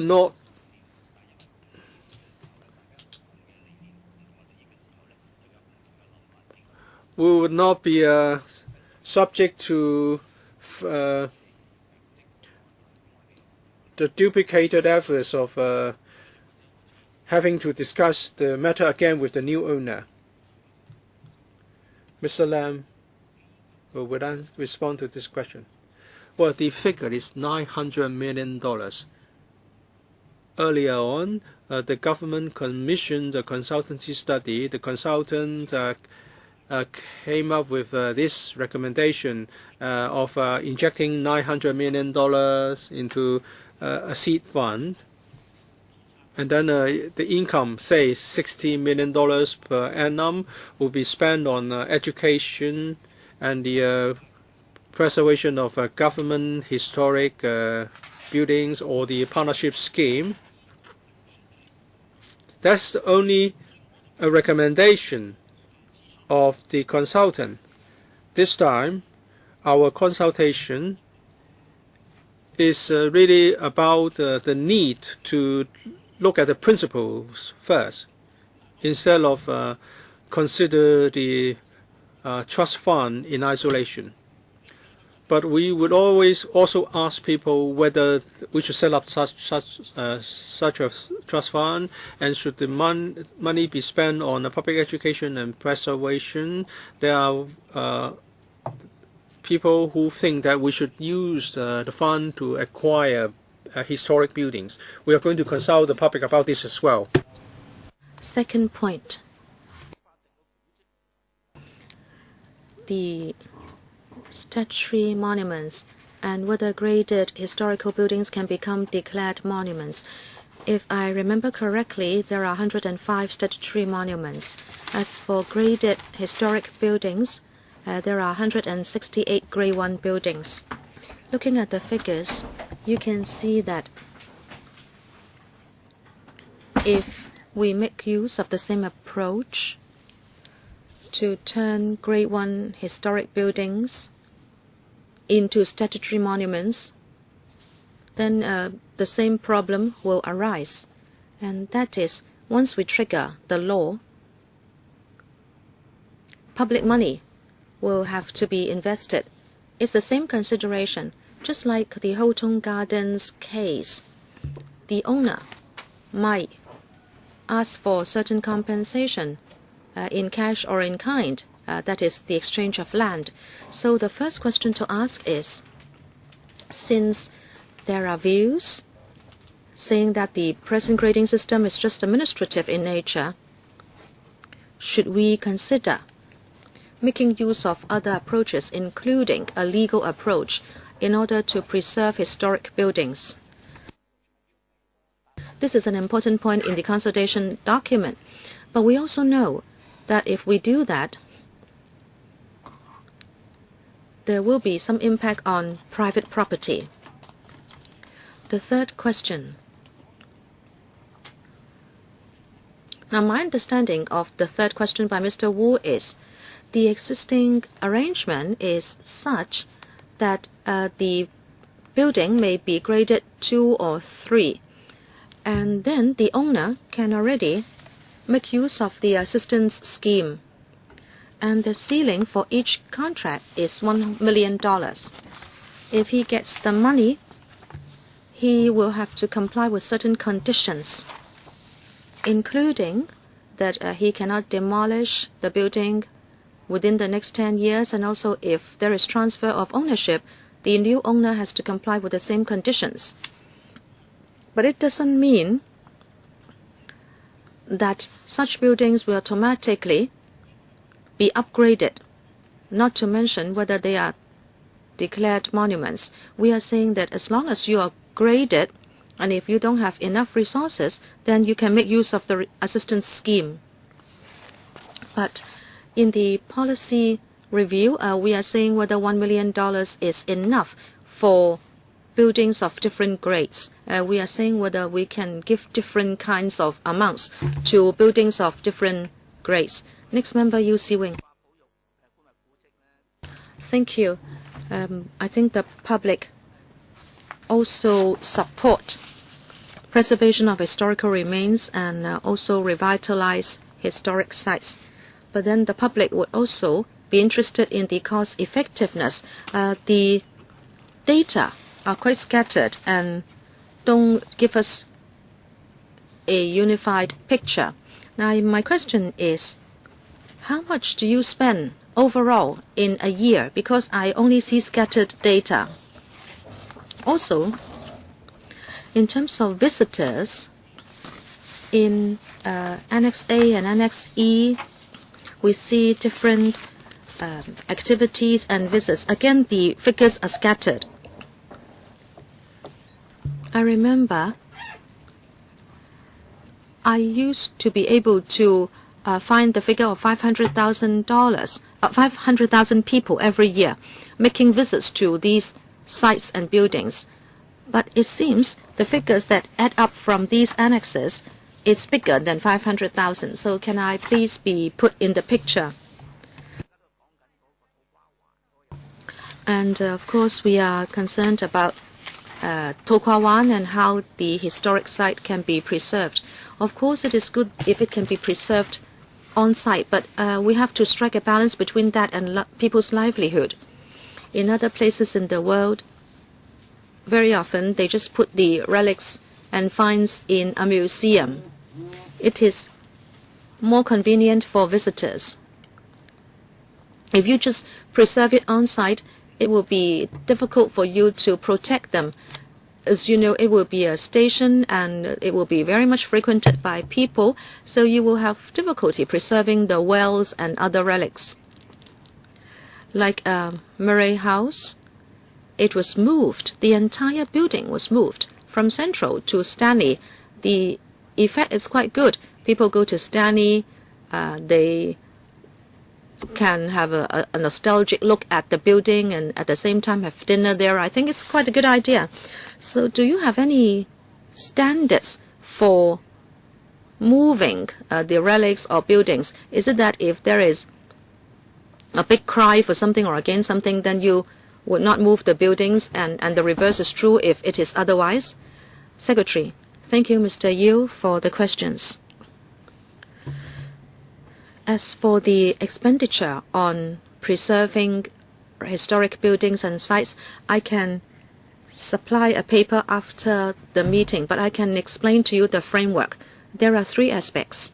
Number one, if we want to preserve Grade 1 buildings, just like King Yin Lane, you need to have an exchange of land in the contiguous area. Well, that is some intangible cost. Secondly, we have the revitalization project where historic buildings which are owned by the government, we can cooperate with NGOs, just like PMQ, which was opened recently, the previous police married quarters, and also the Tai O police station that was turned into the Tai O Heritage Hotel.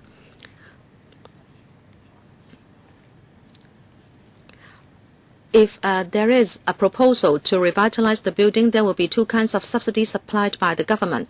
Number one, there will be some capital injection. So the building can be converted into the use proposed. And since we are talking about NGOs, in the first 3 years of operation, and as you know, you need to generate a certain people flow before you can break even, we are prepared to pay $5 million in the first 3 years as subsidy. And number three, the historic sites and buildings have to be maintained and preserved. If they are owned by the government, we use our recurrent expenditure to do it. If they are privately owned, they can come and apply for as much as $1 million. But then they also have to undertake that the site or building would have to be open to the public, but the opening hours can be discussed. Maybe later on I can supply you with an information paper. You talked about visitors. when we have batch 1 completed, after PMQ is opened, we would have opened all 6 projects in batch 1. We expect to see more visitors. In the past, we conducted tours to heritage sites. We also organize group visits. We'll continue to do that because it is a publicity activity, and it will also allow the public to pay visits more easily. But like King Yin Lei, for example, it accepts prearranged groups by schools and other organizations, and also there are open days. But can you be clearer? I'd just like to know how many visitors there are before and after revitalization. Okay, we will try to collate our information and then send you a paper. Mr. Raymond Chan. Thank you, Chairman. I'd also like to talk about revitalization. I mentioned the Mallory Street when we talked about URA, and Ms. Tam said that conservation is very successful. They have overcome many difficulties and they have got awards. And I said the revitalization is not as good, and she says also they need to do better. Now, what is the role of government vis-a-vis revitalization? Let me cite PMQ as an example. You have the partnership scheme.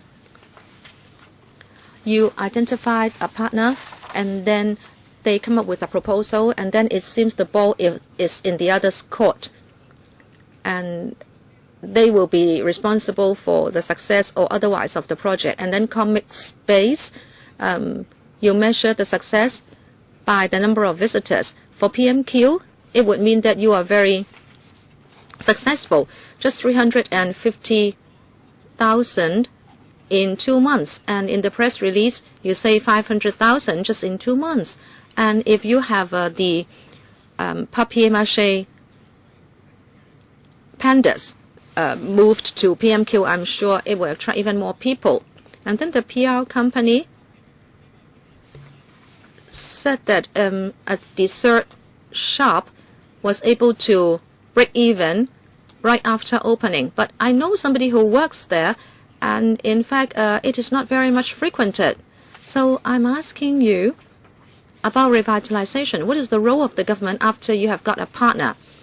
Apart from the number of visitors, what other criteria do you use to measure the success or otherwise? Because you can always boost visitor numbers if you mount a big publicity event. Thank you. Can I ask Mr. Lam to say something, and then I will add, because Mr. Lam used to be a member of the working group on revitalization of historic buildings. Mr. Lam knows how we monitor the success of the projects. I think you asked a very important question,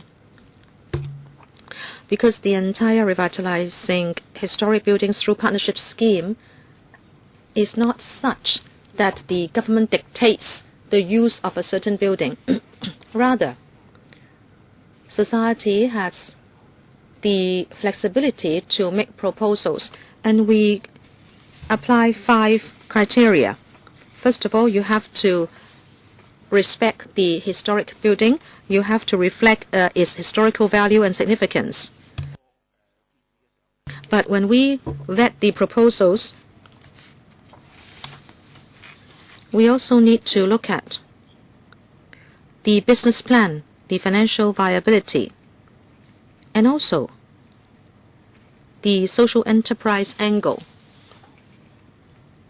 The NGO must demonstrate the ability and experience of operating the resulting enterprise. We have completed 6 projects so far, and we have received quite good feedback. Just like Loi Sang Chun, for people who need Chinese medicine attention, they actually gave very good feedback. And I'm talking about Loi Seng Chun, the School of Chinese Medicine operated by Hong Kong Baptist University. And as for PMQ, we have an agreement for monitoring its performance. We will see whether they achieve targets from time to time. They will also have guided tours. Therefore, it's not just the number of visitors. And at PMQ, the tenants were selected by an independent assessment panel. Therefore, the assessment panel itself does not exactly interfere with the workings, but the monitoring is done incessantly. If I may look at the press release in 2010, Mrs. Carrie Lam was the Secretary for Development, and the project was announced. She said 420 million would be put aside for the project, and she said that this was, of course, a major project. But how did you come up with the dollar amount? It may not be easy for you to measure the cost effectiveness of such projects because you are preserving history, but you have spent so much money and you have to satisfy the public that it is money well spent. Thank you. The expenditure for each revitalization project is different. The PMQ is quite a big area and there are 2 buildings. The money was spent on refurbishing the building to allow it to satisfy present-day standards, including fire prevention standards. Mr. Lam talked about overall monitoring, and actually the advisory committee would screen the projects and then advise the development bureau as to who or which NGO should be entrusted with the project. After it is entrusted to an NGO, the advisory committee will continue its monitoring role, and there is an agreement on the milestones or targets of performance. That is the management agreement. The PMQ has been opened for a short time, and there have been gimmicks. As you said, the 1,600 papier-mâché pandas. We indeed mount activities to publicize the location, and over 100 studios at PMQ are for budding art designers. We believe that we should allow them more time so they can accumulate the experience. Just one last remark. Don't just do monitoring. In fact, the operators themselves also want to break even. They also hope you can help them. Okay. Next, Deputy Chairman. The preservation of historic buildings will, of course, be supported by the public, but as Mr. Yu said, the public may want to know how much public money has been spent. As the Secretary said, you will start with an injection, and then you might still have to subsidize them. I think this should be made known to the public. There is no free lunch, because if public money is spent here, less will be spent elsewhere. I hope to have more figures. And for private buildings or properties, they might have preserved the building rather well, and maybe somebody in the family is a historic figure. Now, if the building is graded, then to a certain extent, the private ownership or title is somehow affected. Right now, you do not have established principles to compensate the owners. King Yin Lei was resolved by the exchange of land. And when URA redevelops an area, people have different demands on compensation. Here you may involve fewer people so the voice is not so big, but the principle should be the same. If the building is preserved well, it doesn't mean that you should cause the owner to incur a loss because of the impact on title or ownership. Also, you mentioned the preservation of historic buildings, and you also want to consider how it can be used. You give people the feeling that whenever you make use of historic buildings, basically you operate at a loss. In other words, you don't only want a big flow of people, but you want cost effectiveness. And every year, if you need to subsidize such operations, you will have a bigger and bigger burden.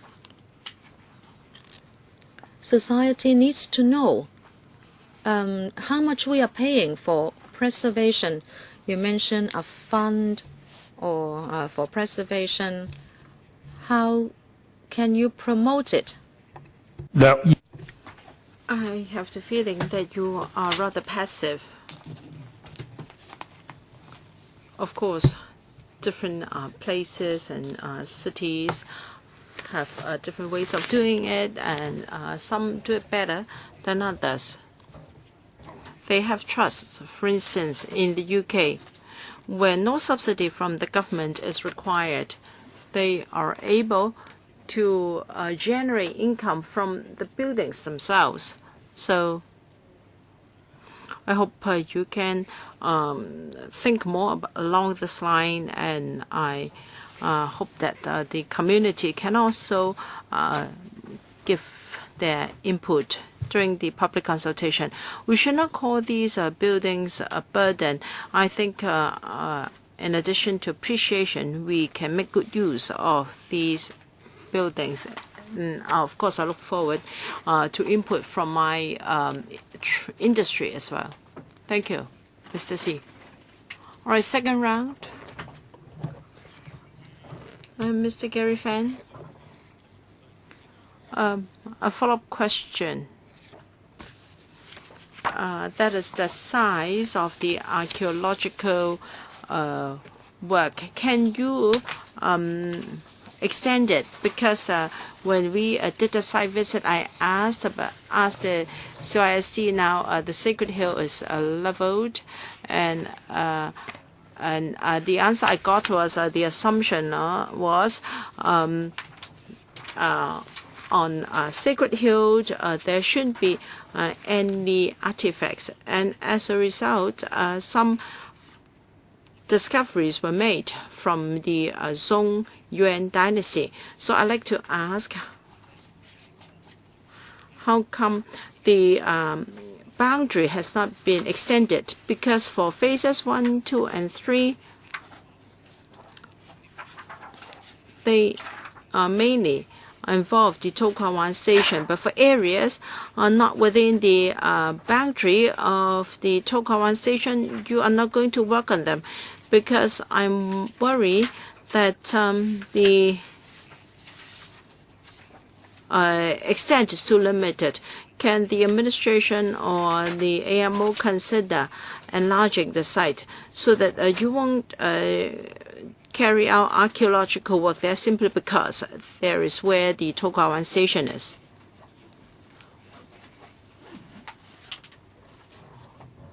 So our primary task is to deal with the archaeological work at the To Kwa-wan station of the Shatin Central Link first, to ensure that the artifacts there can be properly protected. We would like to classify the discoveries, and then we can come up with a conservation proposal. Once we know the extent of the archaeological artifacts, then in the light of the distribution, now for instance T1 would be extended. It may go beyond that boundary. Then we will make appropriate expansion.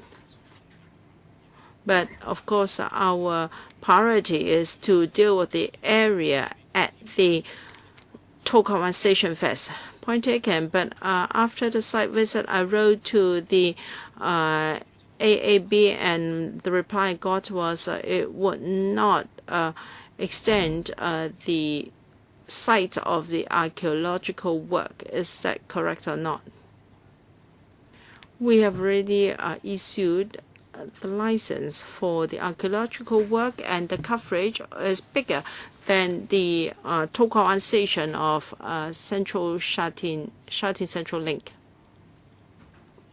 The community has a lot of concerns about the Shatin Central Link already, so we will deal with Kwok-wai station first, whereas the exact coverage of the license is bigger than that.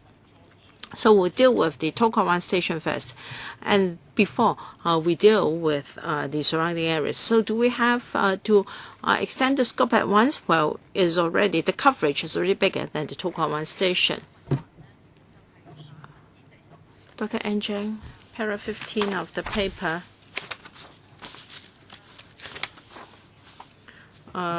tells us there are over 1,000 historic buildings.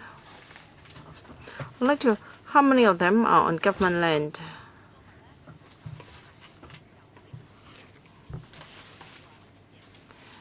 And with the buildings owned and managed by the private sector. In Yuen Long, Hapak Lai, there is a fortress there. It's graded 1, but now nothing is being done on it because the land is government land and the structure belongs to private citizens, and the permit is a squatter permit. No, the government cannot do anything about it. It is a grade 1 building, so it cannot be open to the public, and the government cannot maintain and repair the building. So how would the government deal with such situations? All right, Dr. N. Jiang quoted a very special case. The fortress at Yuen Long Hapak Lai is on government land. The structure, then according to definition in law, it is not really a private building. It was just that when there was a registration exercise for squatter huts or cottage, it was registered. It is actually on government land. We are happy to maintain the structure, and we've met with the owner a number of times. If the owner agrees, we can carry out maintenance works for them at once. So have you got their consent? We have to communicate with the user first. Well, I hope you can complete your discussion with the owner as soon as the user as soon as possible. A few days ago, I read from the newspaper that archaeological experts proposed that you can continue with your archaeological work at Kwok-wai Station, and the station can be commissioned later than the other stations of the SCL. So Kaifongs of Kwok-wai were terrified. You know, as soon as a new railway is commissioned, bus services would drop, and residents of Kwok-wai are very worried that there will be no bus services for them and the railway will not serve them. So please ask them not to do that. All stations should be commissioned at once. Regarding the structure in Hapag-Lai Yuen Long, now, why is the structure on government land? I think it belongs to the Lee family. And the user is just a tenant or occupier, surname Jiu. I think the building is over 100 years old. So please confirm whether the structure is on government land or private land, because that was established during Dr. Sun Yat-sen's revolution. So it is over 100 years ago. Now, the structure is government is a graded building. So we carried out a very vigorous research of the land status. According to a land record, the structure is really on government land. As regards why a structure could be built on government land, because it was so long ago, we couldn't find out the reason. But according to our record, it is government land. And as you said, Chairman, the occupier is not the owner.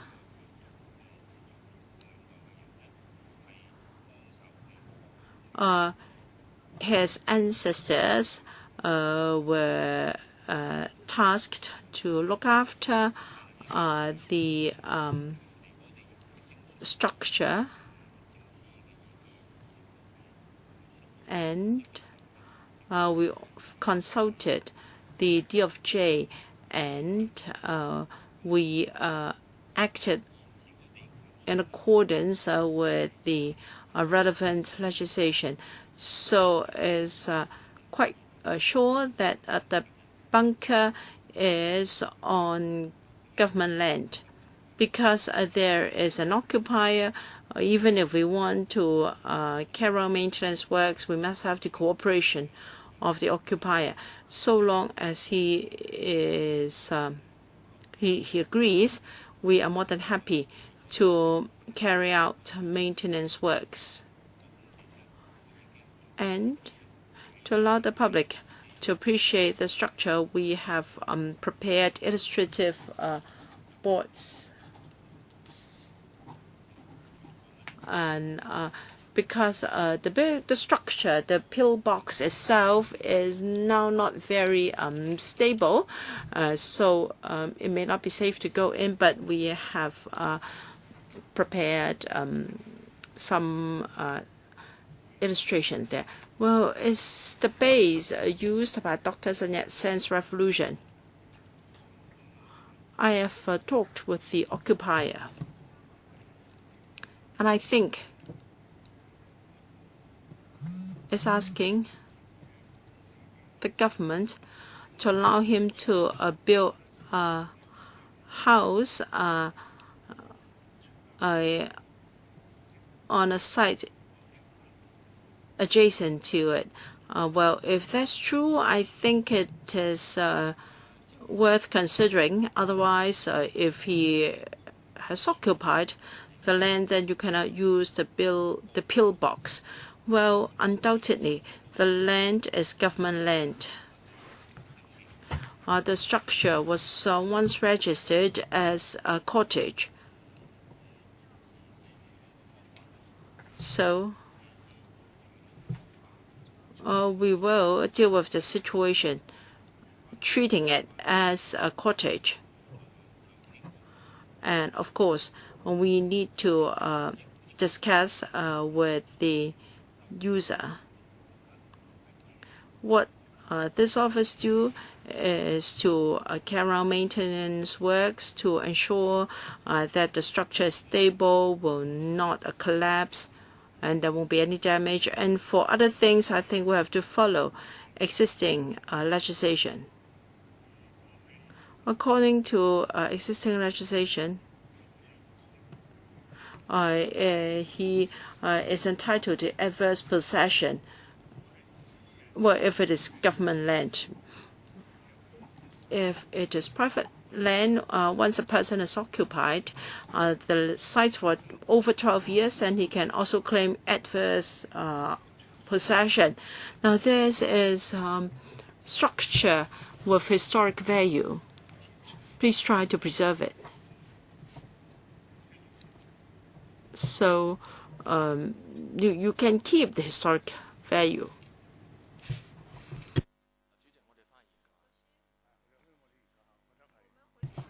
Chairman, we will consider that. Yes. It's not just any ordinary structure. It's not a wooden hut, right? It is a very sturdy structure. Or we will consider this. Speaker is off mic.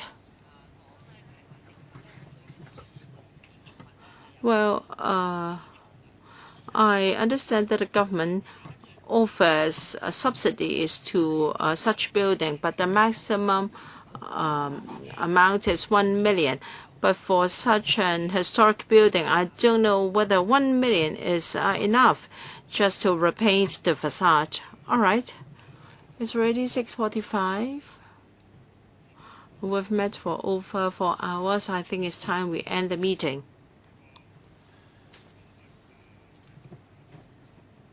So I think we should end the discussion of this item. Thank you very much, Secretary and government officials.